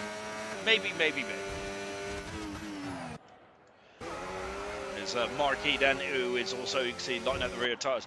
So then, like a traditional street circuit then, or like a traditional race around Monaco, they've all started to string out now, haven't they? As of course said, that's the problem with tight corners, nowhere to go. Then of course the driver in front always gets on the acceleration pedal before you. The cars went before you. As Marski has had enough. This is first tyre pit stop. Red Bull mechanics go to work. It's beautifully choreographed. That lovely stuff indeed. Out of the pits now, and on it goes then. I'm number 2 on the Red Bull. It does remind me of Mark Webber. Of course, Mark Webber had that number 2 on that Red Bull for his final 3 years, didn't he? As he comes out the pits now, does Marski. Of course, as he's going to get out in front of Serious Mushroom, he should get out in front of Serious Mushroom. He does indeed then, as Marski on his way. He's behind Knowlesy then, so he's got a 6-second gap then. So he's got to really make hay. Marquis, unfortunately, we've just gone on board of him, and we caught him red-handed there as he went over the curb there. He's got a 3-second penalty for his efforts, and very close to the back wall there. Goodness me, I know. A bit of wall riding there potentially. I didn't know this was Tony Hawk's. One of the best games ever. I really like the third one though, which I think is quite controversial. Was it the third one where you was like skating on a boat or something? I absolutely liked that one. That was really cool. I think that I wasn't really a big Tony Hawk's fan, but I must admit I did like creating my character, making him plump and ginger was one of my favourite things ever. That's why I also like wrestling games as well, as I used to do that as well. But I must say I don't really waste my money on wrestling games anymore because they've been a bit rubbish really, and also I haven't got time for that kind of stuff anymore. I'm trying to be a grown up, which isn't going very well. But having said that, I've finally caught up with doing a bit of Stranger Things, so I'm very happy about that. And I must say, I'm really enjoying it. Oh, look at that! That's a lovely shot there. We want a bit more of that camera action there from Marky. Lovely stuff indeed. I finally caught up with Stranger Things there, so I'm going to probably do another binge watch next week then to complete it. Now I'm going to try and binge watch. What's it? Oh, Drive to Survive. But of course, I'm halfway through season 7. I think 2013 or something like that. So I'm trying to go to binge watch that, and I'm going to then binge watch the new series, and I'm going to cancel my Netflix because I don't know why I've got it, to be honest. But there we go. It's like I don't know why I pay you 35 quid for basically Now TV as well, just basically to watch F1 because I don't watch football much anymore, as it's far too. You don't get any flair players anymore in football, do you? Which it really turns me off, to be honest. But there you go. Should I really be turned on by men in shorts? Well, that's a debate for another day. Knowles has got another 3-second penalty. I think he heard me talking about men in shorts. Just watching RTB and Marky fly up towards me now. As Farfar, who is going to lock horns with Styles, but Styles is having none of the wrath from Farf, so he's in the pits now. And like a lot of other drivers in this Grand Prix, go from the hard tyres to the medium tyres for this second stint then. So they go. So whilst the field is spread out here, they're going to really put in some hot laps now, aren't they? To just try and make up the time here, and then maybe do a very short second stint then, probably to get to about lap 39:40 before then thrown on the hard tyres at the end of the Grand Prix. As he comes out the pits now, but he's behind Marsky. We didn't see Marsky come the hill, but he is up there coming up with Beau Rivage now. So Marky is already long gone then. As into the pits comes the race leader. So into the pits now comes Vesser, and he's already made his stop then, whilst Tori, of course, stopped about 16 laps ago, so he's gone for the undercut here. Kieran in the pits as well, so now Reflection has stayed out here. So Kieran, Vesser out then for a short second stint then. Can he go in for the Reflections there? Yes, he can there. Almost over the yellow line. I think he might have been over the yellow line. Kieran cut in the pits now, so Kieran's going for the alternative strategy here. So he is going for a hard tyre then. So he's going to have a long middle stint here. That's the first driver I've seen in the top echelons of the points there to go for a alternative strategy. Whilst R2B has gone for medium tyres as well then. So they're all following suit with each other. Can he get out in front of Fartbed, as R2B is going to be horrified to see that green machine getting through. R2B there, of course, is going to be stuck behind Farf because Farf has only done 13 laps on those medium tyres. And Farf would probably like to eke him out a bit more before he gets into eke him out a bit more as Marsky flies underneath me. Then he can go on to the hard tyres and the racer. So Tori is now out then on the medium tyres. So when is Tori going to come to the pits then? As you can see, that car not very compliant at all. Then of course Tori came in under the VSC. A couple of other drivers did as well, so it was a bit against the grain here, so to speak, isn't it? As into the pits comes Mushroom. So Mushroom is the last of the runners to pits then, apart from Reflection and Marky. I was going to say last runners pit, but obviously that's a lie. Mushroom, a box and stop, that is they used to call it. That's why I think it's called box. As out the pits now comes Serious Mushroom, trundling along then as we're just watching the race leader Tori, who is serenely going about his business, isn't he? Tori and Vestia absolutely have been the measuring stick of this Grand Prix so far. Reflections is now extended his stint then, and I'm wondering what Reflections and Mark is going to do then. So I think they're going to come in the pits in the next few laps or so, which is quite obvious to say because we're going to have this then on lap 29 out of 78 then, as we are going to have this then. It's far fair, going very defensive on the inside there, Sander Boat. I think that I thought R2B was going to be all over the gearbox. And look at this, as he's going this way and that way. Farf would not be deterred there. Of course, Farf has got a lot of experience, as has R2B there. But Farf was not unyielding, wasn't he, going up there? And he did not yield. That is, he's seen the pink and blue Alpine there, all over the back of him there, weaving this way and that way. And Farfare, I don't think would have been too concerned. As on the inside goes Kieran. He's done it. He flies through, passes Equals. And Kieran, of course, going for the alternative strategy. And, of course, going on the, I say alternative strategy. It's best to set the fast up the race. I'm looking for the wrong person. Here comes R2B down the inside then. And we got quite a lot of overtaking. Farf chomps off the nose cone of the Alpine. As he is not having any of it. As Farfare is at a bit of a slow run on the outside to back. Wow! Mega maneuver. And R2B is through. That is an outstanding maneuver. Both Alpine cars have had absolutely outrageous overtaking maneuvers in this Grand Prix. Tori on the outside of Kieran, and now R2B on the outside to the back of Farfan. And I think applaud both drivers on that one, because Farf gave him space, and Equels and R2B had the bold opportunity, and he took it. Great stuff indeed. Yeah, that was a cracking overtake. Really impressive stuff indeed. Styles getting past Knowlesy. Then Knowlesy's done 23 laps on those hard compound tyres. Styles is now put into 5th position. Just watching Kieran, who is really making hay in this Grand Prix now, with Vestia and Tori that have just absolutely sailed away in this Grand Prix. Kieran there now needs to make moves, doesn't he there? So he's gone the hard tyre set. So he's going for a long stint now. He's trying to get passes off adversaries as quickly as possible. And great drive back up into the back now. Vestia set another fast on the race on field. Now is the time now. to redefend their positions there. Of course, Kieran has into the pits, best reflections into the pits finally. To get rid of those hard tyres then. What about Marquis? Is Marquis in the pits right? Yes, he is. And so all drivers have made their first pit stop in this race now on lap 31 there. Kieran there is now on his own then. So reflections on the medium tyres. And question is, can he get out in front of... He's behind Equals, and I don't think there's anyone coming down the pit straight, so he should be fine. Marquis, on the other hand, I think is going to be behind Farf here. Williams are quite the way down. No, Farf is actually going in the pits, and so that is a lucky break there for Marquis. He comes out of the pits now. Farf is in the pits, and Farf has gone soft tyres here. Goodness gracious me, I was not, and that's a nose cone change for the Aston Martin. So Farf has hit something hard there. I don't think he hit me, but then again, I wouldn't feel it because I've got a lot of blubber about my rear. Out of the pits now comes Farf, but he has hit something hard, and he's now on the soft tyres as Farf. As I'm wondering if that was I love that camera. Oh, I love it. We need more of that. Back at the front, Tory on 20 lap old medium tyres, and whilst Vessier is flown up behind him then on medium tyres, full lap old medium tyres. This is crucial now in this Grand Prix, because of course this could potentially be the battle for the Grand Prix win then in umpteen laps time there. There's McLaren in the background, that's Vintage Ed, who's sadly a lap down at the moment. But the battle for the lead then is going to get very fruity in this one. Kieran is now in third position with Equals in fourth. Fifth position is Reflection then on very new medium tyres. RTP in sixth, seventh is Marquis.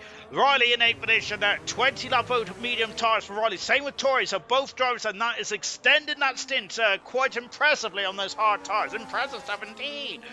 Oh. On board with the nose cone of Vester now then. Look at this, he's all over the gearboxes. Riley's had enough of those 20 lap old medium tyres. But of course, I'm surprised actually that Vester didn't get a better run there. Now, yeah, Riley's had enough, and 20 laps on the medium tyres. Is that the limit then? Is Tory going to come to the pits and go on the hard tyres and go to the end? So he's got to do over a Grand Prix distance though. Has Riley? No, Riley's gone medium again then. So Riley is gone medium then. Can Tory go onto the hard tyres? No, Tory has stayed out there. So Tory is extending this in. I wonder if he feels from the first run, he knows that he cannot. Well, we'll talk about that in a minute because the gear comes Vester. He's having a look there, but Tory slams the door shut on the toes of the Mercedes. He's gone in deep though. Oh, Sam the foot there. Look at his Vester. Oh my goodness me. I thought he was going to go side by side there. But my goodness gracious me. Vester has got the speed now. Tory is struggling on those very old worn tyres. And this is Monaco. This is one of the most difficult overtaking circuits on the Formula 1 calendar. Even so, we have seen the two Alpine drivers make magnificent manoeuvres in this Grand Prix. And of course, even Kieran on fresh hard tyres is also thrown at the field as well in the last couple of laps. As Marcus at the pass of the race, and whilst we're just watching Vester go all over the gearbox, are on board the nose cone. No, not quite then. As of course Vester driving a very mature Grand Prix. He's never won a Grand Prix race, but look at this, he's now all over the back. He's having a look again. And Tory there, of course, well, didn't really slam the door shut, but he had the race in line, and it would have been a crash if Vester stuck his nose cone in there. But these two drivers fighting for position. They have lost another 2-3 seconds. Farf has got a fast up, followed by very quickly by a 3-second penalty. That might be reviewed. As he did the pass up after. He did the pass up then. Oh, as we've got a race change there, as Vessier takes the lead, whilst I was watching another overtake that when buses come, waiting for a bus and two comes along at once. I don't think there's many buses that go around Monaco. Vessier leads. Second is Tory. I wonder if Tory thought that they'd just taken too much life out of his tyres and time as well. And I'm wondering because he didn't fight it as much as he possibly could have done. And also we just seen Reflections get past Equals and up into fourth position there. Equals on 3 lap old hard medium tyres, whilst Equals is on 16 lap old medium tyres. So I think again then just think about the long game here. So as Vesha now is now waltzing away, then look at this, and he's absolutely powering away from the Alpine driver as Tory now is going for a different strategy here at the moment. Then whilst Vesha is on fresh medium tyres and Tory is on very old worn tyres there. As we're just watching Farf now make his way up into 10th position there, harvesting there. Farf said hopefully he can do something the bot without a penalty. He can indeed. Then I think that's a self high five. Look, I love that camera shot. I think we need more of that, potentially.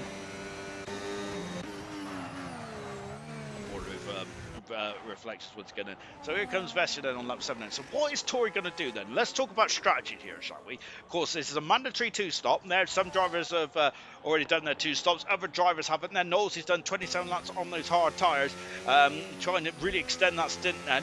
But of course, Tori will be in the pits, I think, in the next few laps. And he's going to try and get to half distance then, which is about lap 38 or something like that, if my math deceives me, or doesn't deceive me. Oh, look at that. That's beautiful, isn't it? Get a lovely shot there from the side of the Mercedes Mercedes-Benz AMG car. Fantastic, isn't it? Vesser going to be, as much as Vesser is probably enjoying the Mercedes-Benz car, of course, he cannot sit and admire the view of the Mercedes, because he has got a job to do, hasn't he? And he's really pulling out a gap now over the Alpine of Tori. And as Tori can't do anything either, he has to just watch this Mercedes car power into the distance, of course, because he is on very old tyres. So a lot of tyre chat in this street tonight, isn't there? Goodness me, you're probably going to get tired of it.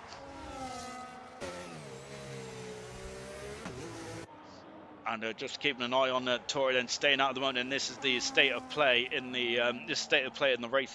Well, I say not many drivers have done 2-stop strategies that have done 2 stops so far. Farford's on 2 stops, so is Riley as well. Everyone else has only done 1 stop so far. So majority of the field have to pit again then. So of course this race is far from over, and of course it does depend now on who has picked the right strategy to come in at the right time. That is the question. Of course, in terms of penalties, we're going to name and shame Farfar with 12 seconds of penalties. Goodness me, Farfar's like, why do I even bother? Incredible stuff indeed then. But of course, I do love to show Farf some accolades. Good evening to you, Dan Martin. I hope you're having a lovely Sunday evening. And of course, it's all been very relaxing. And more importantly, I hope you've had a Sunday roast. I have thick gravy, a chicken leg, a bit of roasters. Oh, I had some mini green trees as well. I think they're called broccoli. And also carrots, because I want to see in the dark. Tori there, struggling to slow that car down there. Equals is struggling for pace at the moment, but then again, that's very much the reason why he's struggling for pace. He's done 18 laps on those hard medium tyres there. And you can see Marky is now lurking in the background. So Marky and RTB had an almighty battle earlier on this race. They kind of split apart, didn't they, as they kind of extended their stints. And look at this, and it's Equals, and goodness me, the Alpine almost went to the back then, as Equals is struggling for pace, and he cannot defend, as the Alpine just about gets slowed down of RTB, and away he goes. Great manoeuvre there, but I think Equals, there's either a problem with that racing ball, or that Equals is just tyres just falling off a cliff there. It would be interesting to know what Equals says after this Grand Prix, but he is really struggling out there at the moment. We're on board with Marky, who is also really eating into that advantage that Equals got. There he is, and he is going to be under a second. Normally I would then start to spout off about the DRS then, but the DRS is not as impressive or powerful around here down into Thunderbolt, then over the start-finish line down to Thunderbolt, and of course it is not able to be used in the tunnel because isn't it something to do with it makes the car unstable or something like that? I do not know. I'm not an aerodynamicist or anything like that. Good to see familiar names racing then, says Dan Martin. I must say, the old crew, isn't it? Of course, you've got the likes of Mushroom, who's been here forever and a day. We've got Vintage as well. Of course, 131 starts now in bronze. And of course, in total ALR starts, I do not know because I haven't got my spreadsheet up, which is shameful stuff indeed to fail to prepare to fail, and all that kind of jazz. Of course, we've got Marsky, of course, has been with us almost since season 3 of bronze. That's in the tunnel.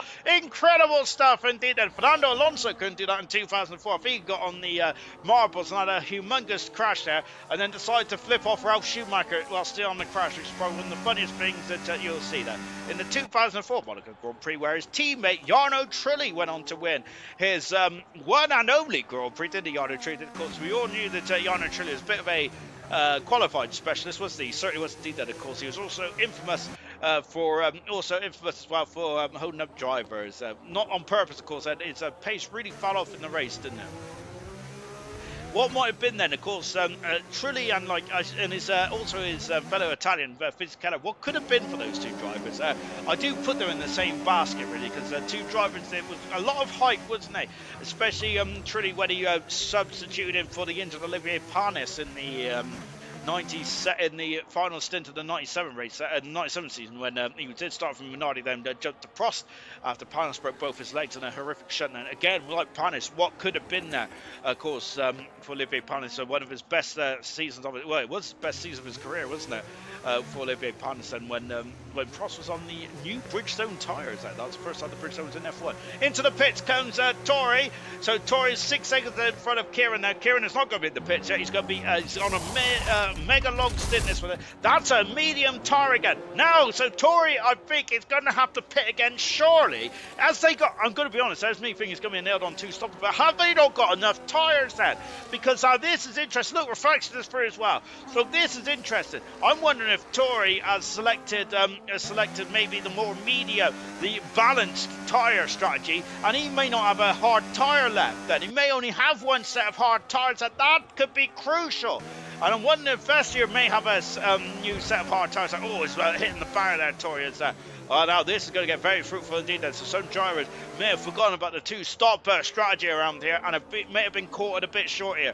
Reflections there is the driver in front of Tori. So Tori's going to have to get through quickly here and make the hay whilst the sun is shining. And it is sunshine on the Riviera, in the French Riviera here tonight. It's splendid, splendid weather. I must say that if I had the money, I'll be on me yacht at the moment, sipping a glass of champagne. Tori's also got a French second pounce there as he just laps the Ferrari. I'll be sipping a bit of champagne and in me very short trunks there. That's just good for the group. Oh, lock it up there, the outside front there from Reflections there, of course. That Rascas, sorry, Mirabeau was actually, is it Mirabeau? I'm getting confused. It is Rascas, isn't it? I'm getting a bit confused now, but of course that corner was opened up, wasn't it? Because it used to be much more narrow. I think, was it Capelli?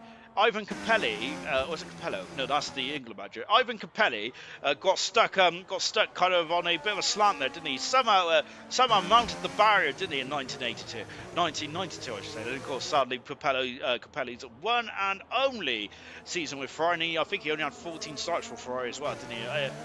Was he the last Ferrari, apart from Lewis Hamilton, not to get a podium?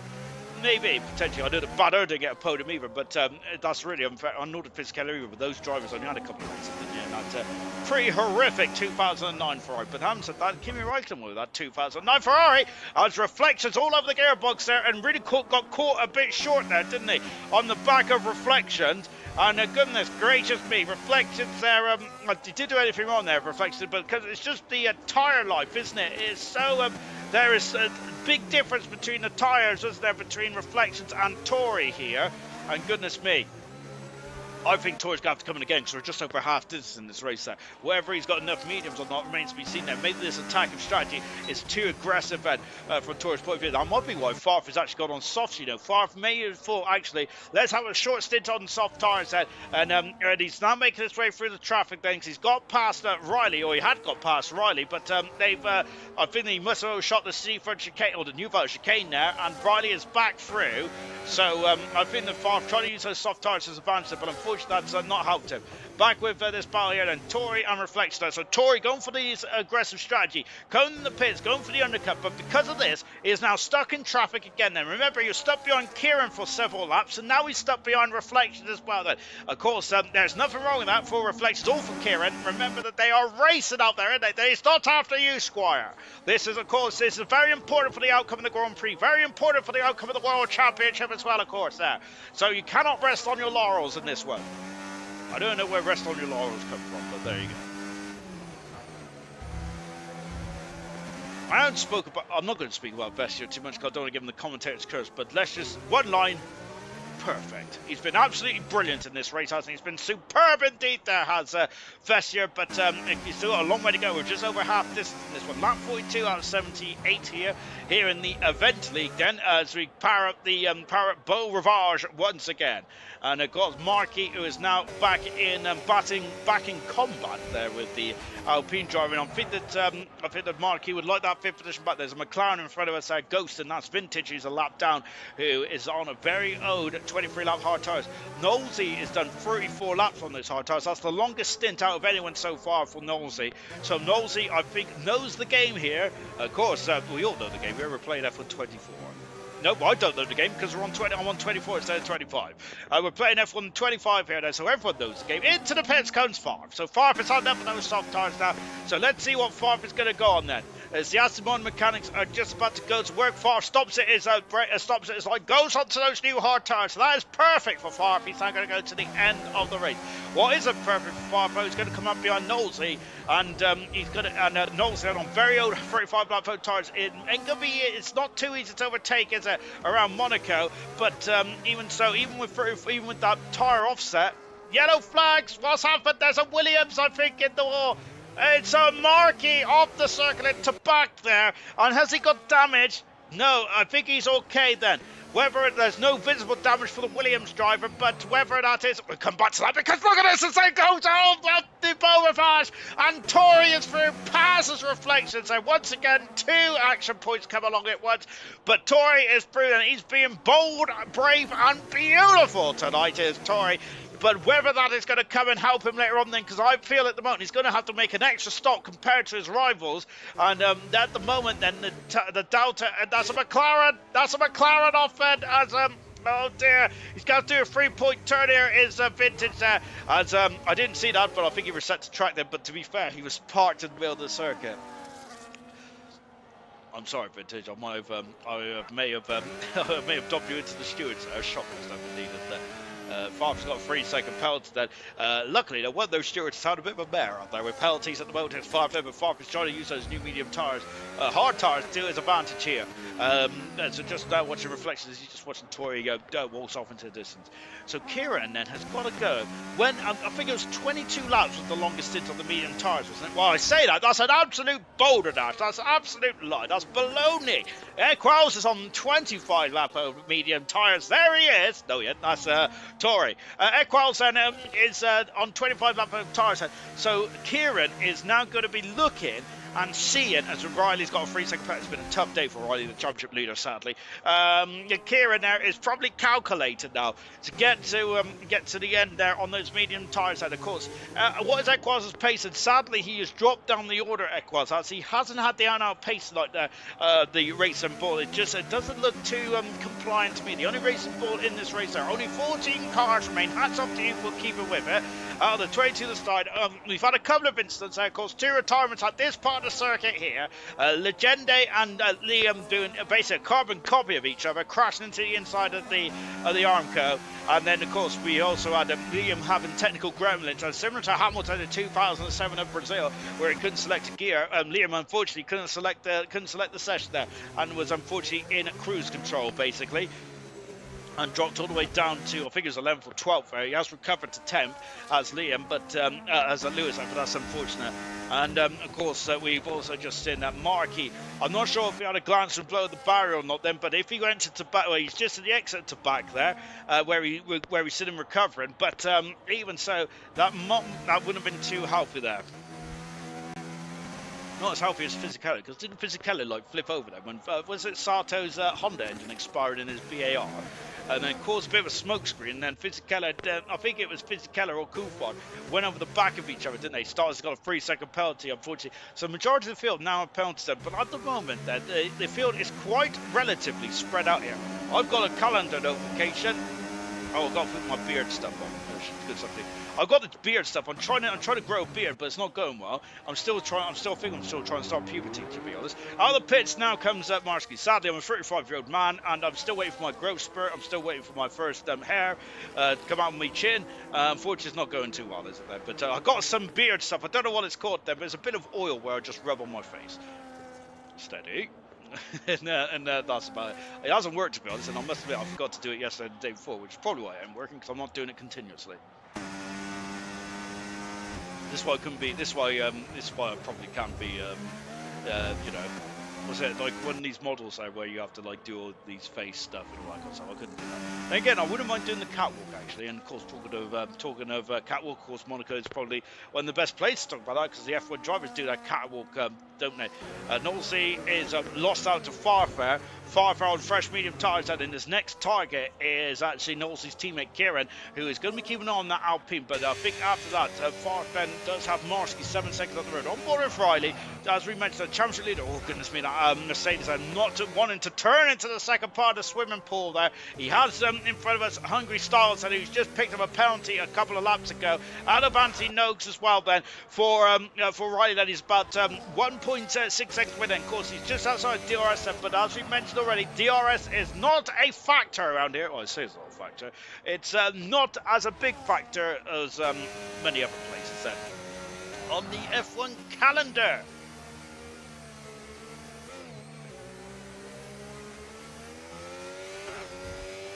Sorry, I thought I saw the spider on the floor then. I was like, uh-oh. Goodness me. Yeah, I was like, I think I would have had to end the stream and or basically commentate from standing outside the window, potentially. Which would have made my neighbours very happy. And also, they're not very happy anyway, because we think a Mercedes driver, not Vessier and not Riley, drove into our wall outside my window on Friday night, I think it was, or Saturday. Yeah, drunk driver, I think it was a drunk driver according to the CCTV, which ironically I'm living next to opposite a builder's merchant. Luckily it got CCTV, and it looked like that the driver was a little intoxicated as he went straight on at the junction, which is a bit silly of it, wasn't it? But there you go. But he's not done all the wall, and he's also broke the gate as well. So neighbour's not too happy. It's because now the dog can't go out to play in the little courtyard area. Sadly, I can't either, because I'll probably wander into the road and get run over, which is not very good, is it? And it's not very healthy either. But having said that, at least I'll have a bit of warmth in the hospital with a bit of free square meals today as well. Anyway, enough about all that kind of political viewpoint, all that kind of stuff. Let's carry on with the show, shall we? That 48 out of 78. Then we've got 30 laps to go, and so Kieran there, I think, is Equals has done 30 laps on those medium compound of tyres. So I think that if Kieran wants to pit now, he can pit now, but he's 13 seconds away from Vessier. Vessier on the same life of tyre as Kieran, and Kieran has eaten into the advantage ever so slightly, whilst Tory is coming at Kieran at a proper rate of knots here. But I feel that I think Tory and Kieran and Vessier, I think, need to pit at least one more time. It's unfortunately Riley couldn't slow the car down. That's a 3-second penalty. Markey in the pits as well then for the Williams. He's looking for those blue overalls. There they are. He's into the pits now, stopping on his mark. So let's take a look. Medium tyres then for Markey, so he's going to have a very long stint to the end of the Grand Prix. Of course, he's just seen Equals and Equals in the pits as well, actually. So Equals has done 30 laps on these medium tyres. That's a stint and a half. That's an impressive stint indeed then for the former world champion. He's into the pits now, and that's hard tyres for Equals until the end of the race then. I'm sure that the hard tyres are the quicker way to go at this stage, because Equals has probably been really very much tippy-toeing around some of these corners there. Equals has lost a lot of time though. He's coming out around 9th, 10th position in this Grand Prix. He's quite the way down there, unfortunately, for Equals, so that's not good. Going back to the front then, Vessier is about under 13 seconds back now. Kieran is starting to eat into Vessier's lead ever so slightly, whilst Tory is very much on the break now and is eaten into both their advances, but Tory has to get past Kieran now. So it's round 2 now, and we had a great old bit of fun and squabbling between those two earlier on this Grand Prix. So it's going to be round 2 of that boxing match now between Kieran and Tory. Tory, of course, having an incredible qualifying. Now, basically, it was one and done. Contact there. Styles and Riley have come together into the New Val chicane. As, of course, I think that Riley might misjudge ever so slightly, even though Riley has only got 5 lap younger tyres. Oh, goodness me, I thought he was going into the barrier to back then with Riley, as Riley has had a very difficult race then, but he has the pace then, by the looks of things. He certainly had it in qualifying. But recovering now that he is as into the pits comes Styles. So Styles is now into the pits, is where we're looking for the Ferrari mechanics now. There they are, the Scarlet Ferrari mechanics, and that's medium tyres again. I think some of these drivers don't have an extra set of hard tyres there. I reckon that they probably, I'm wondering then that maybe they thought the medium tyres would be a better suited tyre to the Grand Prix. But I'm looking at Equals' strategy here as, Farfar has been picked up a 10-second penalty for speeding in the pit lane there. For Farfar, but he's also coming in the pits now. Farfar's had an issue. He's changed his nose cone, that's why. So Farfar is back onto old hard tyres there. Those hard tyres are going to be second hand, to say the least, at the end of this one. I thought Farfar was going to go to the end there, so a bit of frustration there, unfortunately, for Farfar. Back to here. Where are we? There we are, as we're just watching Tory now.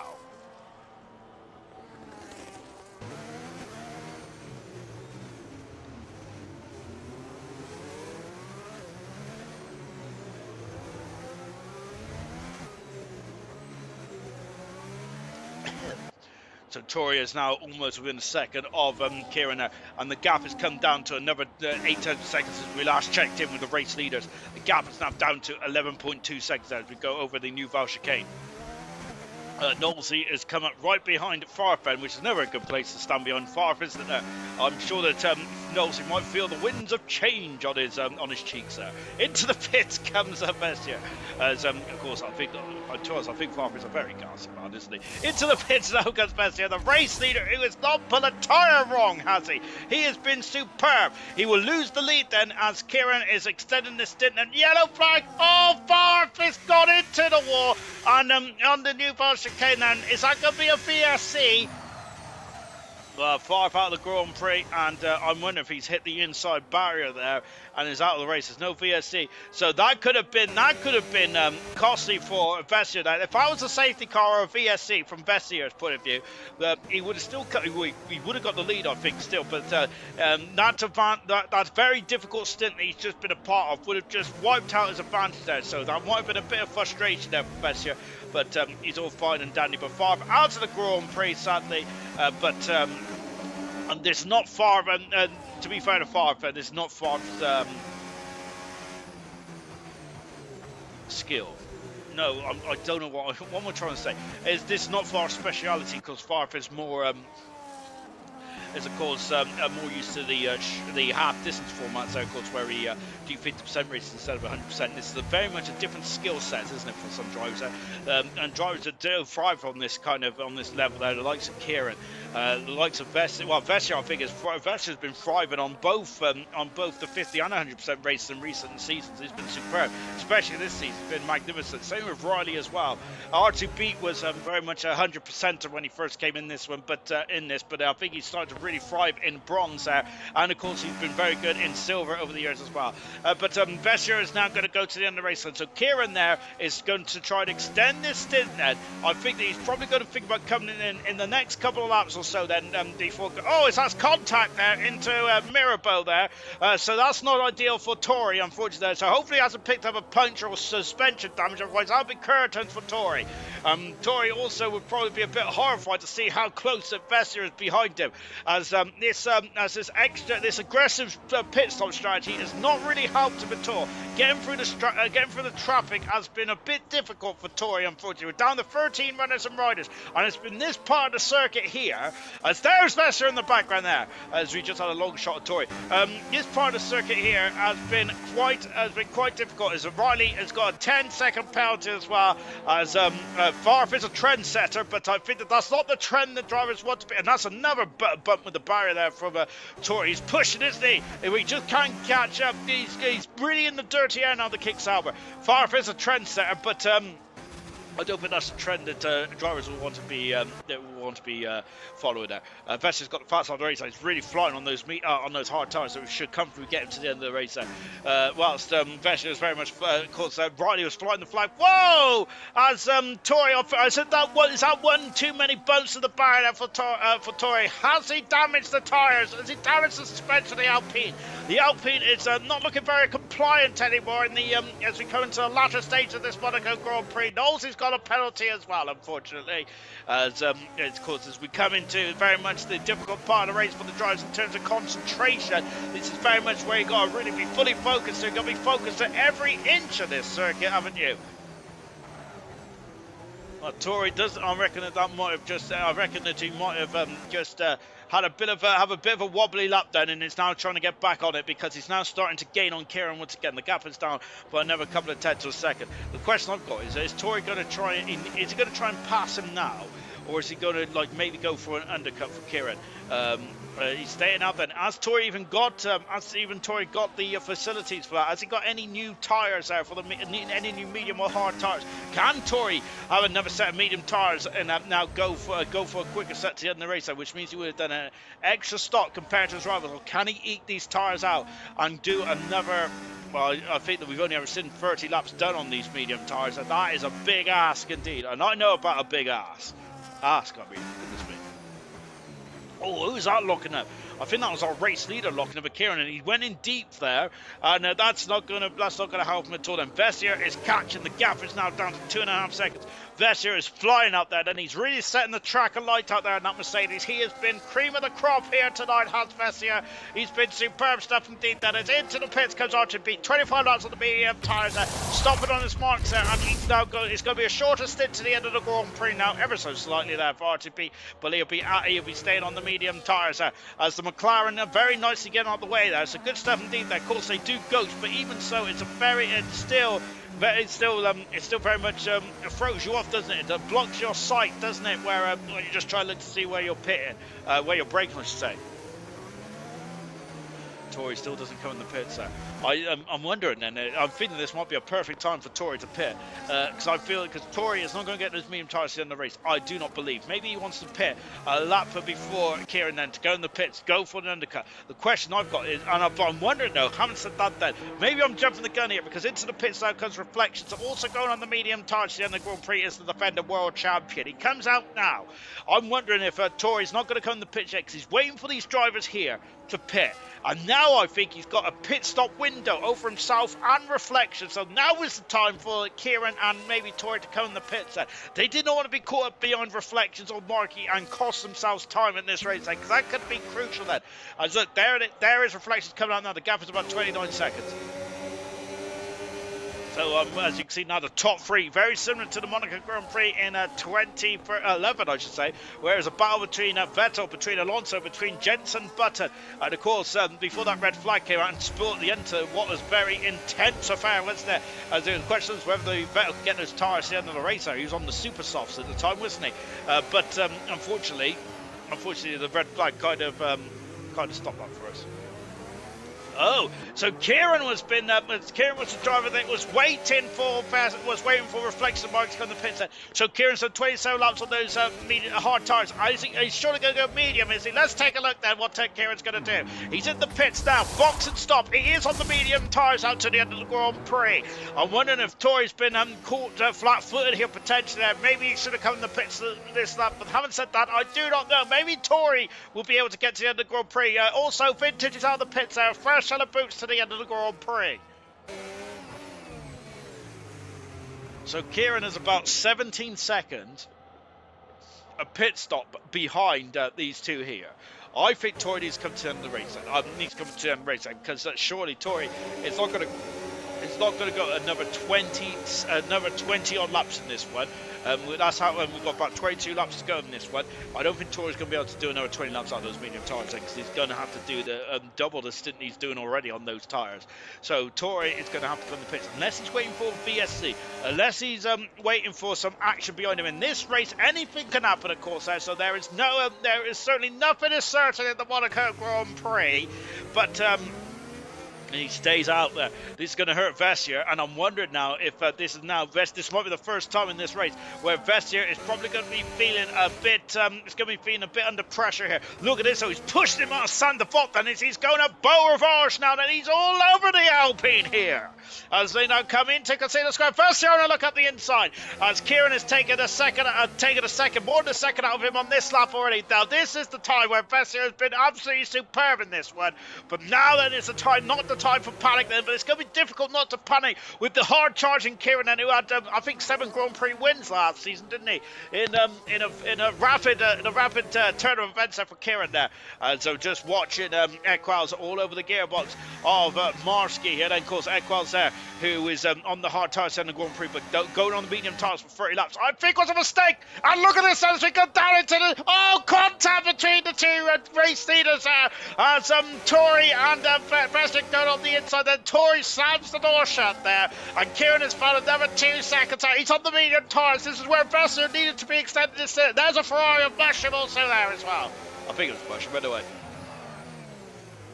Vassar is going to get very frustrated because Tori is staying out. I think Tori is basically hoping for a VSC at this stage. There, isn't he? Vassar then is going to use deployment DRS. He's going on the inside, but once again then Tori blocks defense there. Of course, he's got every right to do so. Oh my goodness me! He's almost in the back. There's contact of the hill in Beaurivage, and my goodness gracious me, Kieran is at the fast of the race then, as both drivers are starting to realise it's mission critical for Vassar because the gap is down to 11 seconds, and Vassar is going this way now. This is very much like Mansell and Senna in 1992 Monaco Grand Prix, where Mansell was very much dominating this race, and a late pit stop for Mansell, pulling behind Ayrton Senna, and it was an incredible battle on the final few laps there.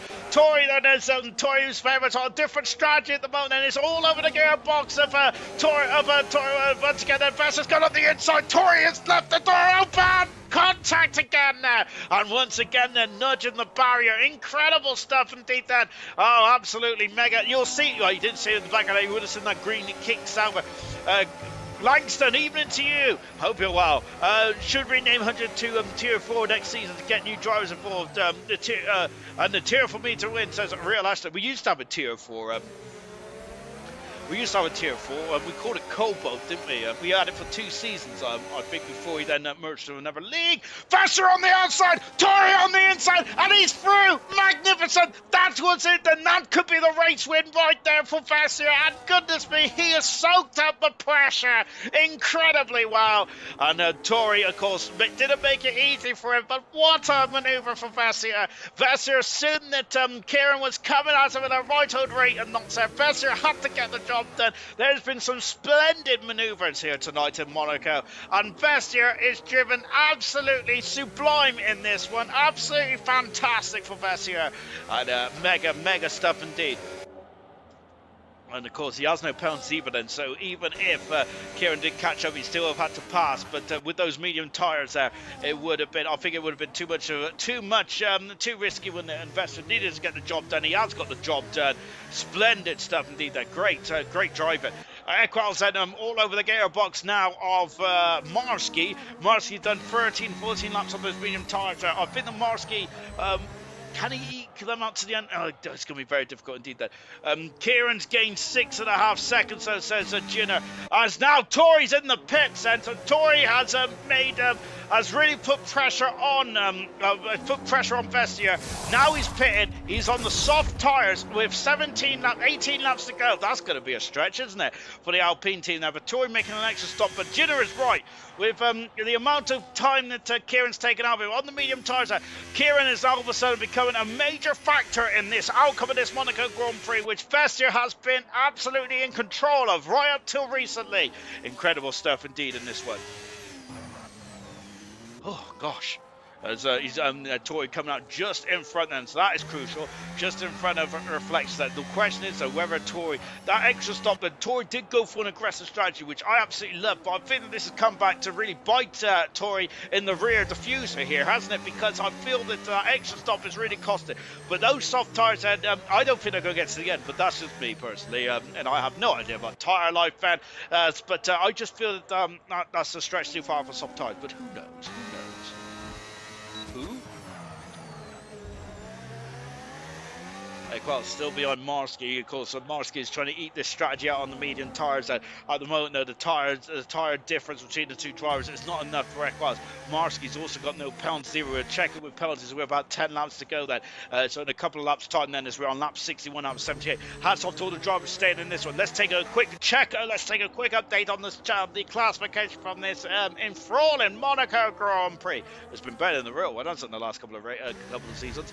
Vassar leads then. The gap is 4.6 seconds there. Keep an eye on that, because Kieran's on at 5 lap hard tyres, whilst Vassar's good on hard tyres at the end of the Grand Prix. Tori's on fresh soft tyres. Where they get to the end remains to be seen, but an extra stop for Tori. Tori's done a free stop whilst the drivers are on him, so the two. Reflection in full position. No pound zero for Reflections there. And of course, again, just like Australia, a solid drive to fourth position. Markey in fifth position with R2B in sixth. They've basically been together for most of the race. R2B has pitted recently, but the gap has not come down. And Markey Markey is still it still looks a strong contender for 5th position. Then between Markey and RTP. Then we got Marsky and Equals fighting for 7th and 8th position there. Marsky does not have penalties, whilst Equals does, but Equals' pace has been struggling in this one. Well, I say that Marsky's got a penalty. I apologise. Maybe I need to get out of the commentary box. 9th position is Stars, and a great drive for Stars that come from the back row of the grid 2 up into 9th bed. Nosey in 10th position in the second kick, Sauber. 11th is Riley, going on soft tyres as well for Riley, but Riley hasn't. Riley's technical gremlins has really cost him a good result today. It's probably cost him the championship lead, but this is a very early stage in the season, so don't worry about that, Riley fans. It's all to play for. Troy gets fast up there. As long as he finishes the race, he'll keep that, or if no one else beats that to pass his lap time. Serious pressure, 12th position there in the second Ferrari there, of course. 9 lap over medium tyres, she gets to the end, and Vintage there also on 5 lap over medium tyres, also she gets to the end as well. Retirements in this one then. Farp out of the Grand Prix, sadly for Farp. Of course, crashed coming into the New Val chicane. And then Liam and Legends, basically is an identical crash there coming out of the New Val chicane. Then that's been the action point. If you want to say anyway, sit that part of the circuit there at Monaco, incredible. But Liam and Legends both out of the race. I think identical crash there. Not involving each other then, but certainly very much it's exactly the same incident, basically, isn't it? It's a carbon copy. If the color of the cars is exactly the same, then you wouldn't be able to tell a difference there. As well as Equals there, I'm wondering then, is there damage on that Red Bull? I don't think there is, but Equals there, also I'm wondering if he was apologising for Equals, or was he annoyed by Marsky braking too early? I don't think he braked that early. Kieran's gap is down to, Kieran and Vesser's gap is now down to 2.5 seconds there. We're on lap 63 out of 78. Is that going to be late hard break for Vesser again? Remember, in China, there's a bit of footage that Vesser sent us, which I'm going to try and show on Tuesday night, if I remember, where Vesser had a weird glitch at the exit of turn 12 or 13 out of the bank in there, where he just randomly hit something, hit an invisible drain or something, which of course China does have previous drains.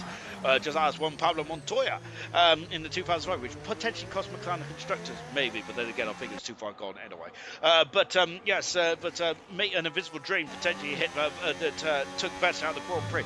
Very odd indeed that, of course, Vettel to send us footage, so I'll be hoping to show you at the beginning of the broadcast of Tuesday night as Silver. But of course, only 2 rounds into the championship of Silver, so anything can happen still. Gap is at 2.2 seconds there. I'm going to keep it on that, but this battle here is certainly far from done then, as this time though they seem to be a bit more spaced out compared to what they was a few laps ago, as Equals is all over the Red Bull then. Of course, these two are sister teams in real F1. I don't agree with shared ownership in football or F1, but there you go. Maybe I'm just a man stuck in the 90s. But of course, it is what it is there, and of course it also more drivers on the grid the merrier in my opinion. I still think we should bring back pre-qualifying for Formula 1 then, and get the old minnows come back there. I would say bring back Minardi, bring back 40, bring back Pacific and Simtech and all those. Maybe not the live team though, of course. I think there's a lot. The lap that they clocked in around San Marino, I'm sure they broke down, but the lap they clocked in around San Marino was like a 7 minute something. I don't know how they were so slow because it wasn't caught on the feed back then. But I'm sure it's 7 minutes. There's a lap time around there. They are very slow. They were very slow indeed. I'm sure it's 7 minutes around San Marino. I'm sure they broke down to be honest. I think it was Giacomelli that was racing there. Bruno Giacomelli. Was it Bruno Giacomelli? Also, the other guy I should probably not say because, of course, sadly, not sadly, he's not a very nice guy either, if anyone knows about the other life driver in that 1990. Then, of course, you can carry on with that. But, yes, a guy that I don't really want to talk about. Anyway, Equals said it's still on the gearbox of Marvsky, but I think we need to turn our attention to the battle for the lead there. So Vesser has had this race very much commanded for most of the race, but then of course he got stuck behind Tori, and those couple of laps stuck behind Tori has lost him a lot of time, and now Kieran's got the bit between his teeth. He's like a shark that smells blood in the water. He is now very much putting pressure on Vesser. He's never won a Grand Prix, has Vesser, in this format, all in silver. So, and I'm wondering if Kieran knows about that. Kieran, of course, very successful in this format of Grand Prix racing now. I think he won 6 or 7 Grand Prix there. Nearly into DRS, says Junior. He is instantly there. Of course, DRS, as I mentioned there, not a major factor around this Grand Prix, but that's certainly going to be a helping hand. And I say that, but remember, the Vessier overtook Tory in a DRS zone down into Santa Bob. So this could be very interesting, the final stage of this Grand Prix. Equals and Marsky are also 5 positions, but there's going to be blue flags. Of course, sadly for me, I reckon that I don't think the car should go when you get lapped. Of course, what you should be able to do is be able to lap drivers out of your own skill as well. And that battle actually is between Marsky and Equals that is being lapped then. Equals trying to get out of the way of Vestier. I think Marsky is not going to be as nice there because it's all about Equals trying to find a way to get past. They could use the leaders here, but you can see that Vestier very much then is going to be, it does not want to be around any cars now. There's another car in front of us, that's a Ferrari in front of us, and after that there is no more cars to lap, I believe. That the next car is down into the back, which I think is the Alpine of R2B. So there's no more cars to lap now. So I think as much. Oh, look at this! I love a new camera angle. Goodness gracious me, that's lovely indeed. Then I don't like the green dots then, don't they? Because I think they was introduced recently in 2022, weren't they? Where they had to have like stickers on the back of the rear wings. I don't like it personally, but I think it's like camera points. This is to stop flexing or something like that, because they do all kinds of weird and wonderful things with the wings. And of course that was outlawed in Spain of this year, wasn't it? Of course, the flexi wings and stuff. But I still think that then we have the mini DRS there, which was actually last year in Azerbaijan, wasn't it?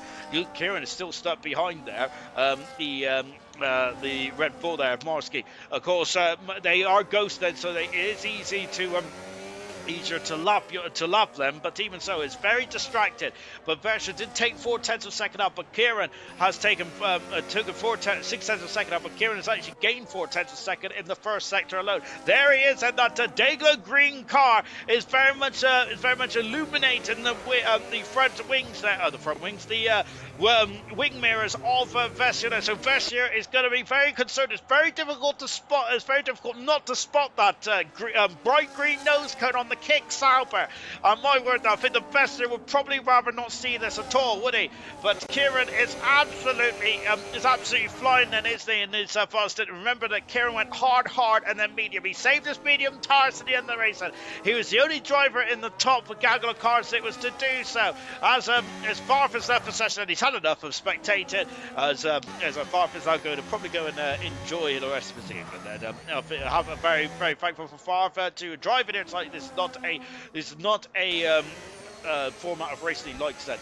Styles has left the session. That's a heartbreak for Styles. He's got 17 seconds ish to get back in the session to stay in front of Knowlesy, but hopefully Styles can get back in before Knowlesy and Riley catch up too. What is Tory doing on the soft tires? He's not really making much inroads. The gap is down to 10 seconds, but with 10 laps to go, no, soft tires got to go another 10 laps I say, and I don't think that's going to happen. Back here, and look at this, Equels and also Marsky are very close together, and once again, these two are having a good old scrap here, but I think Equels might be disappointed with 8th finish. Then we do not know well, actually, let's check it with the penalties. Where can I find it? So it's Riley has left the session as well then, so I think Farf has encouraged a ex-Massada, say or not? 3-second penalty for Kieran, so Kieran's got to pass Vessier, get 3 seconds up the road. Tory has got 3 seconds as well. Reflection has stopped. Marky's got 3 seconds, so is R2B and Marsky and Equels and Starset, so it's all to play for there. 9 seconds for Knowlesy, 15 seconds for Riley, but Riley will probably be driving a bit angry there tonight then after the technical problems there, unfortunately. And unfortunately there for Riley, and then of course we got a Vintage with also 3 seconds of penalties as well. Marsky's in after 22 laps on the medium tyres, so I thought he would have gone to the end, but no, he's going on soft tyres now, Marsky is. He's going to get on from that Ferrari of Hungry Stars, and Stars has left the session, so hopefully Stars can get back in pronto here. And I think that Stars, if he was in the session, I think Marsky's actually realised that because Stars is out of quarter. Oh no, his AI's pitted him as well. It's a double whammy for Styles. That is heartbreaking indeed for the Ferrari driver, who of course was riding a higher momentum after his great result in China last week in silver. Oh dear, so it's a double whammy there, and Marsky probably took advantage then, whilst Styles was not in the session, and Riley was not in the session either, so Styles is in the pits then, and that's a double whammy there for Styles. Hopefully the Ferrari are going to change his tyres, but I think the Ferrari's come out on 22 lap medium tyres. Well, that's not in the script. That was not in the script, was it, for Styles? He's now got older tyres on compared to Knowlesy, and also he's lost about 20 seconds in this race there. So Styles is going to be living with his AI, living with the Ferrari team. That's not the first time as Kieran is struggling there. I'm not sure if Kieran's had a problem there, but a lot of wheel spin coming out of those final two turns out. I'm wondering then if he just needs to. It's easy for me to say, isn't it? But I'm wondering if he might need to just have a lap or two to just cool off there, have a cool down lap there, back off slightly, and then have another try there. But the problem is, though, he's only got 7 laps to go in this race, so he can't really rest on his laurels. So this is going to be an incredible final stage of this Grand Prix. Then it's anyone's ball game between Vettel getting his first Grand Prix win ever, and Kieran then on his Super Sub appearance tonight there. Is it a Super Sub appearance tonight? No, it's not, is it? I don't know why I keep thinking Kieran's a Super Sub, but he's not there. Kieran finished 5th last week, didn't he? So Kieran, this win here tonight could definitely take the lead in the championship there. Kieran had a lot of wins last year. I keep thinking he had 6 or 7 there, but I need to fact check that. I would try and fact check that as well. I can't join. I'm stuck, says Styles there. Do you need an invite? How do I invite someone? Are you my friend, Styles? Actually, don't answer that. Right, I have sent a game invite. As we're just now watching back on board of Kieran. He has dropped back ever so slightly once again. Of course, the Equals and Marsky battle has kind of been, there's been cold water poured onto that one at the moment. Riley in the pits as well. I'm hoping that is Riley's decision and not AI. It is Riley's decision. He's back on older soft tyres, and he's now back on older soft tyres, and he's now, thank God for that, Styles is back in. Phew. Good stuff. But he's now on older soft tyres, Riley is, but that should be enough to maybe get him past that. Maybe because Marsky's on very new soft tyres. Tori's on old tyres, and the gap is still about 10 seconds. He hasn't really made much inroads, has he? Unfortunately. As Tori then on those soft tyres, and I think those soft tyres are starting to fall off the cliff now as well. Back on board of Kieran. Knowlesy's in the pits, so Knowlesy is going to come in the pits for on the set of soft tyres and go for that fastest lap, I'm sure of it, and to really break the heart of whoever's got the fast lap, which I think is Tori at the moment, actually, isn't it? If I'm not very much mistaken, but I could be. Out of the front turn, I'm hoping that Styles is back in the pits there. We've got Mushroom. Well, he's still ghosting, but I'm not sure if he's in or not. He's saving hers, and Kieran is, by the look, says Jenna. So Kieran is saving hers, and then going for the final bite of the chair there. I'm just watching Styles because I want to see if he's in or not, to be honest. I see him join the session, so hopefully he'll be allowed in just a jiffy. Back on board now with Kieran, and just like Jenna said that he's saving hers, and I did not know that, but then again, that's probably because I'm not a racing driver. I don't know. I don't know what I am, to be honest. I'm just a ginger. Well, that's all I can say. 6 laps to go in this Monaco Grand Prix. Of course, this is very much eaten into mine and yours bedtime. But stay up because this is going to be an enthralling end to a very interesting final stage of this Grand Prix as well. It'd be interesting to know if I think the Stars is going to be very livid with Ferrari for calling his AI in now, though, isn't he? Because 24 laps of medium tyres, I think he probably had a newer set of soft tyres in the piggy bank there for Stars. Difficult stuff indeed to finish off the race from Stars. I think the Stars would have had had a very solid Grand Prix, but he's back in the pits now, is Styles. So I'm hoping that is Styles' decision. He's now on soft tyres. That feels like a Styles decision there in car 15. There's his teammate, Sirius Bushman, in the back, just over the wall, as he was just coming through the second part of the swimming pool. As now, once again, at the battle for the front of this Grand Prix. Lap 73 out of 78 here. Yellow flag. What's happened? It's a McLaren. It's a McLaren off at the top of Beau Rivage there.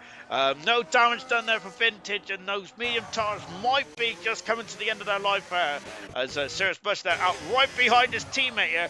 But Styles here is now going to go off and try and get fast up and trying to get some more points for the Ferrari team then, who are only going to be 10th and 11th on this day at the moment now. So that's going to be disappointing for the Scuderia, but they did not have a very good qualifying. It's very difficult to recover if you do not have a good qualifying. So it's like this, too good to miss. And Vessier leads this race, and second is Kieran there. Kieran's on the younger tyres, on the medium tyres, whilst Vessier's on 22 lap old hard tyres. And I must say, Vessier is absorbing the pressure splendidly. Wow. Tori in third position then on soft tyres. Fourth is Reflections there, who's got no penalties, and great job indeed there with Markey in fifth. Sixth is R2 Beat with Equals in seventh position there. Eighth position is Marsky, who has got soft tyres and it is 8 seconds away from Equals then. And I think Equals is going to be very nervous towards the end of this race, and he cannot come in the pits to defend now because Marsky is well and truly out of his undercut and will be blasted past. And Kieran is drifting up the top of the hill of Beau Rivage. Thank goodness gracious me. As Kieran there has really struggled there, and he's locking at the inside tyre as well. There is Kieran. It's a bit of just a scruffy lap again there for Kieran. Now, I wonder if Kieran is just looking at laps and just feeling the kick Sauber and himself is running out of time here. Then we've got Knowlesy in 9th position. He's got on fresh set of soft tyres going for fast lap, as is Stars in 10th position as well. Sirius Mushroom in 11th position there, going up from 16th on the grid to 11th. Good stuff indeed for Mushroom. No pound zero. Hats off to the Mushroom. 12th position is Riley. He's got a fresh set of boots there, also going for fastest lap as well. And then we've got Vintage in 30th position. We've seen him have a scare at the top of Beau Rivage there for Vintage. He's recovered in 13th position. 3 retirements in this Grand Prix. Far out of the race then, and the entry to the New Val Chicane, whilst the other 2 retirements of Liam and Legend retired at the exit of the New Val Chicane there. That has been the action point of this Grand Prix for most of this Grand Prix, as it has been the New Val Chicane now. And locking up both tyres now, and I think Kieran taking liberties out of Sander Vaught there. I'm impressed by these drivers, how they're still going of almost 75 laps of Grand Prix racing around Monte Carlo is absolute incredible stuff indeed. That, and I admit I'm tired here, just sat here on me poof. It's incredible stuff indeed there. By the way, I like Kieran's helmet. It's absolutely splendid, isn't it? Helmet is the most important part of a driver's repertoire. We keep an eye on Marsky. Marsky may run out of laps here on his battle of Equals, but yellow flags again. That's a kick Sauber. It is not Kieran. It is Knowlesy just getting out of the way there, as I think Knowlesy's also trying to harvest to really as there's Tori, the soft tyre. Tori an extra stop here tonight. He's only 11 seconds off the lead. That extra stop and going aggressive is costing the Grand Prix win, hasn't it, for Tori? That is my opinion there. Maybe he didn't have the right tyres. Maybe Alpine had to do that strategy because the Alpine was too harsh on the tyres. I do not know, but that extra stop, I think that the bottom line is that extra pit stop has cost Tori the Grand Prix win tonight and has opened the door to Vessier and Kieran, who are now fighting with 3 laps to go. But Kieran is still about a second and a half down. He is not able to keep up with the Mercedes of Vessier. Vessier may have weathered the storm. As into the pits comes Styles again, and Styles is going to lose his 10th position to Sirius Mercer there. I know Sirius Mercer as well, so it's Anarchy and Ferrari. There they are. They're in the pits now, and whoa, that's incredible speed there, super speed then for the Ferrari team. Incredible stuff. Hopefully they do the same for Leclerc and Hamilton this season. Back at the front now, Vessier is almost up to 2 seconds here. So as Vessier weathered the storm of Kieran then, who has very much had the bit between his teeth, hasn't he, over the course of this final stint there. But Vessier has weathered the storm absolutely splendidly well as we come out of the world famous tunnel into the New Val Chicane for the 76 out of 78 times around here. What an incredible driver. Kieran is slipping and sliding again there. Slipping and sliding again there, isn't he? Coming out of the chicane, absolutely incredible stuff indeed for Kieran. But it's not incredible stuff, is it? Because his tyres are really screaming now, aren't they? They're really struggling. But you can see that once again, almost sliding there. Tori there, unfortunately, then on 16 lap old soft tyres out. He hasn't got a. He was so quick in qualifying. He only did one run, then binned it, didn't he, Tori? So Tori might be a bit disgruntled about how this race has gone in terms of strategy. Whether that was his choice or the team's choice about strategy? We will not know unless we talk to Tori himself, Ben. But I do feel that that is a missed opportunity for Tori to get his first Grand Prix win of his career in the event league tonight there, unfortunately. And Kieran's almost 3 seconds away. I think that Kieran may have called off the charge then for the final stage of this Grand Prix, but or maybe the tyres have just had enough. Then he's done 21 laps. Then Marky's done 28 laps on those tires, on those medium tyres. Fantastic 17. Marsky has now been 2 seconds there, almost been 2 seconds, I should say. Of Equals has done 28 laps on those hard tyres. So Equals and Marsky, we could have a duel at the finish there between those two drivers. And of course, who've been battling for the second. For most of the second stage of this second phase of this Grand Prix in incredible circumstances and in style. Brilliant stuff. I don't know what I'm saying. I've been talking far too long. I've got my jaw hurt as well, actually, which I'm surprised by. And it's only for talking, I tell you, and nothing else. It is the final tour for Vessier. We have the white flag lap. Is it the white flag in America? Potentially. But what a drive it's been there from Vessier. He has been absolute revelation, really, hasn't he? He has not put a foot wrong, not put a wheel wrong, has he? And I must admit, I think there was a lot of tension in that Mercedes camp when, of course, he couldn't get past Tori. And then, of course, when Kieran was steaming up behind him, but Kieran just didn't get within a second of the Mercedes, did he? As Vessier weathered the storm absolutely splendidly well. He may have even been looking after those tyres and maybe just harvesting as well for Vessier, just so he could have some defence from the hard-charging Kieran. And Vessier then is going to absolutely be overjoyed with a perfect race, and strategy was absolute on point now. Really was indeed that. Of course, and he even had a spectacular overtake as well on Tori when the pressure was mounted. But he weathered the storm, he weathered the pressure, and he did an absolutely splendid job as Vessier. And Vessier could have been a winner in China a few days ago. However, is become a certainty now as Vessier wins the Monaco Grand Prix. Vessier wins the Monaco Grand Prix, the jewel in the crown of the Formula One calendar, and an absolute incredible race indeed. That I would say that was superb there from Vessier. Really well done indeed from Vessier today. And of course, weathered the storm. Strategy was on point there. Not put a wheel wrong. He was superb. It was absolutely superb indeed there. Sadly, as Tori's left the session there, sadly for Equals and Marsky, or for Marsky rather than Equals, that Stalls run out of fuel. Sadly for Equals, for Marsky, they were a lap behind, so they didn't have enough laps there. But what an incredible stuff! The GG podium, great race, Vessier, absolutely. Vessier drove a superlative Grand Prix today.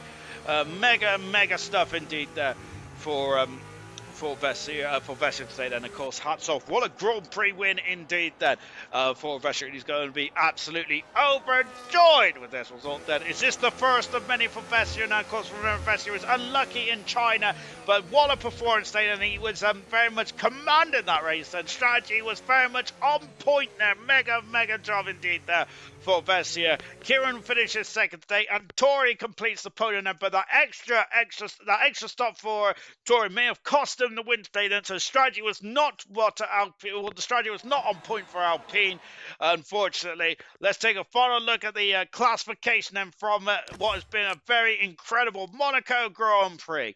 Vessier, his first win of his career. Kieran finished second today. Third position was Tori, got fast enough in the end as well. And pole position was quick all day today, but strategy not right. An extra stop that cost him. Reflection in fourth position. Markey in fifth with R2B in sixth. Equals went from fourth to seventh there, which just struggling today, wasn't he? Marsky made the free stop work there in eighth position. As did Nosey as well. Sirius Merchant completes the top 10 with Stars losing fuel in the end and had 5 stops there, but Riley had 8 there, goodness me. And then 13th was Vintage. Those are the only point scores. Retirements was Favre, Liam and Legende, all out of this Monaco Grand Prix. Oh my goodness me. Absolutely good stuff indeed then. We're going to be talking to a very overjoyed Vestia now. And Vestia, your first Grand Prix win of your career in the event league was absolutely superb stuff indeed. But it looked like you just commanded it from start to finish. You was very much the coolest cucumber in the Principality today. Fantastic. Yeah, it wasn't cool at the end. Stuck behind Tory, it got a little bit shaky with his defenses, but other than that, yeah, he put under the VSC on his hards, and that was just the wrong thing to do. So yeah, easy win from there then. Yeah, you mentioned about it was getting very squeaky bum time towards the end. Then, of course, you and Toy had a good old scrap, there, and you were seeing Kieran there just catching up. Was that the point in the race where that race could have been won or lost for yourself? Yes, massively. Um, yeah, Kieran being on the mediums compared to me being on hards, he was going to catch up on that stint anyway. But the defense from Tory made the catch, like the gain from Kieran, be increased tremendously. So yeah, it got squeaky at the end, but luckily I had no pens, whereas Kieran did, so I could just manage pace from there. And of course, you did manage pace towards the end there as well. Kieran was catching up quite quickly as well in the last 10 laps or so. Was you looking after the tires and looking after your Earth's deployment then, just to make sure you had something to defend when Kieran did catch up behind you, or was you quite calm with the tools at your disposal? Yeah, I was just saving ERS in Sector 3 and Sector 1 mainly, and just so I could defend the key sections. For example, the chicane coming out the tunnel, main straight, and going up the hill. But yeah, it did get a bit squeaky at the end. I was not happy in the party with how much he gained. And then of course, so in the and of course, getting a Grand Prix as well. You were very unlucky in China. Of course, you sent me that a very odd glitch you had in China on the exit of the bank, and I'm going to try and show it on Tuesday before we get going in silver. But do you? And of course, you had pace there as well. Then, so do you think now that this is the floodgates? Because you had pace in China, you had pace here tonight, and that's two different circuits, and two different Grand Prix, two different versions of Grand Prix with a 50% and 100%. So now is this like opening of the tidal wave, so to speak? There, you're going to get more wins then coming up this week. Who knows? Yeah, Silver is a bit of a mad, like just uh, short. Who's the shortest straw? Pretty much, it's like everyone's so closely paced in Silver, and you just got to be consistent. And then with 100%, there is such a big difference between some drivers, mainly because most Silver drivers are in this league, and trying to get everyone in the right car and right pace, especially when the pace changes each weekend, is quite difficult. So yeah, we'll see. Leading 100%. Um, I think I'm ninth in silver instead of P1. So yeah, hopefully a few more wins would be good. And I cannot wait for that. Well done today, Vesta. Great job in an absolutely superb race today to get your first Grand Prix win, and one of the toughest races of the season as well. Magnificent stuff. Kieran finishing second today. Went for an alternative strategy where you went on the hard tires in the second stint and then you went onto the mediums at the end. And did you feel that cost you the race today, or was there something else that kind of tripped you up in this one today? I don't think so. I think everything. I think second place was the best result. I think with Tory messing up his strategy like that, uh, pretty much just is the only reason I got P2. Apart from that, pace was okay, especially at the end of the mediums. But I think even if I went on the mediums midway through the race, I think Sylvan had pace. As much as I hate to admit it, he did. And yeah, best driver won today. I don't think I could have done any more than what I did today. There was one action point there coming out of Saint Devot there, where Tori went into the back of your rear diffuser then, and you did kind of shake the wheel in frustration then. Was that? Do you feel that Tori is a bit too aggressive today? Vessier was not over the moon about things. So did you feel the same? I was getting frustrated, especially when he tapped him in the rear. He also, I don't know if he got caught. He tried going around the outside through Raskas, and as he did so, kind of collected me. Luckily, none of us got damaged, I don't think. But he was just going for some audacious moves, which I get because he's on much fresher tyres. You know, he wants to try and catch up to Sylvan as quickly as possible. Because I think me holding him up, um, you know, it's cost him a good result. But I knew if I hadn't held him up, he would have probably have got P2. So I had to defend as much as I could, and it paid off. But yeah, he was quite aggressive. But by the sounds of it, from Sylvan's perspective, nowhere near as compared to him anyway. And of course, he did go on a three-stop strategy as well. And both for yourself and Vessier was on a two-stop. Was the three-stop ever in the equation today, or was it just a straightforward two-stop? The only difference was what tires to use on each stint. Was that the case? I always had two stop in mind. There was even on the game it said I could do one stop. I considered it for a split second, but I thought, nah, probably not it. So yes, two stop was all the way. Unless, for example, a safety car came out last 10 laps, then I would have pitted onto softs. But apart from that, yeah, two stop. Really well done today, guys. Kieran getting his first podium of the season, I believe it is. Vessier's first Grand Prix win of the season as well. And as I said, that could open the floodgates now for Silver as well, and maybe for next week. What an incredible race that was in Monaco. The first race we've had in Monaco in a very long time. Tomorrow night, we'll be doing the viewer's choice once again. Not the Wheel of Fortune or Misfortune, which I wrongly said last week. Shocking stuff indeed, I know. But yes, it will be the viewer's choice on Monday, Tuesday, and Wednesday then. I hope to see you in the commentary box tomorrow if my meeting finishes on time, which I really hope it does. Otherwise, I'm going to be fuming. But I will see you tomorrow night then, because it could be either Bahrain, Saudi Arabia, or Miami. I do not know. I should have probably looked it up before I started going through all that.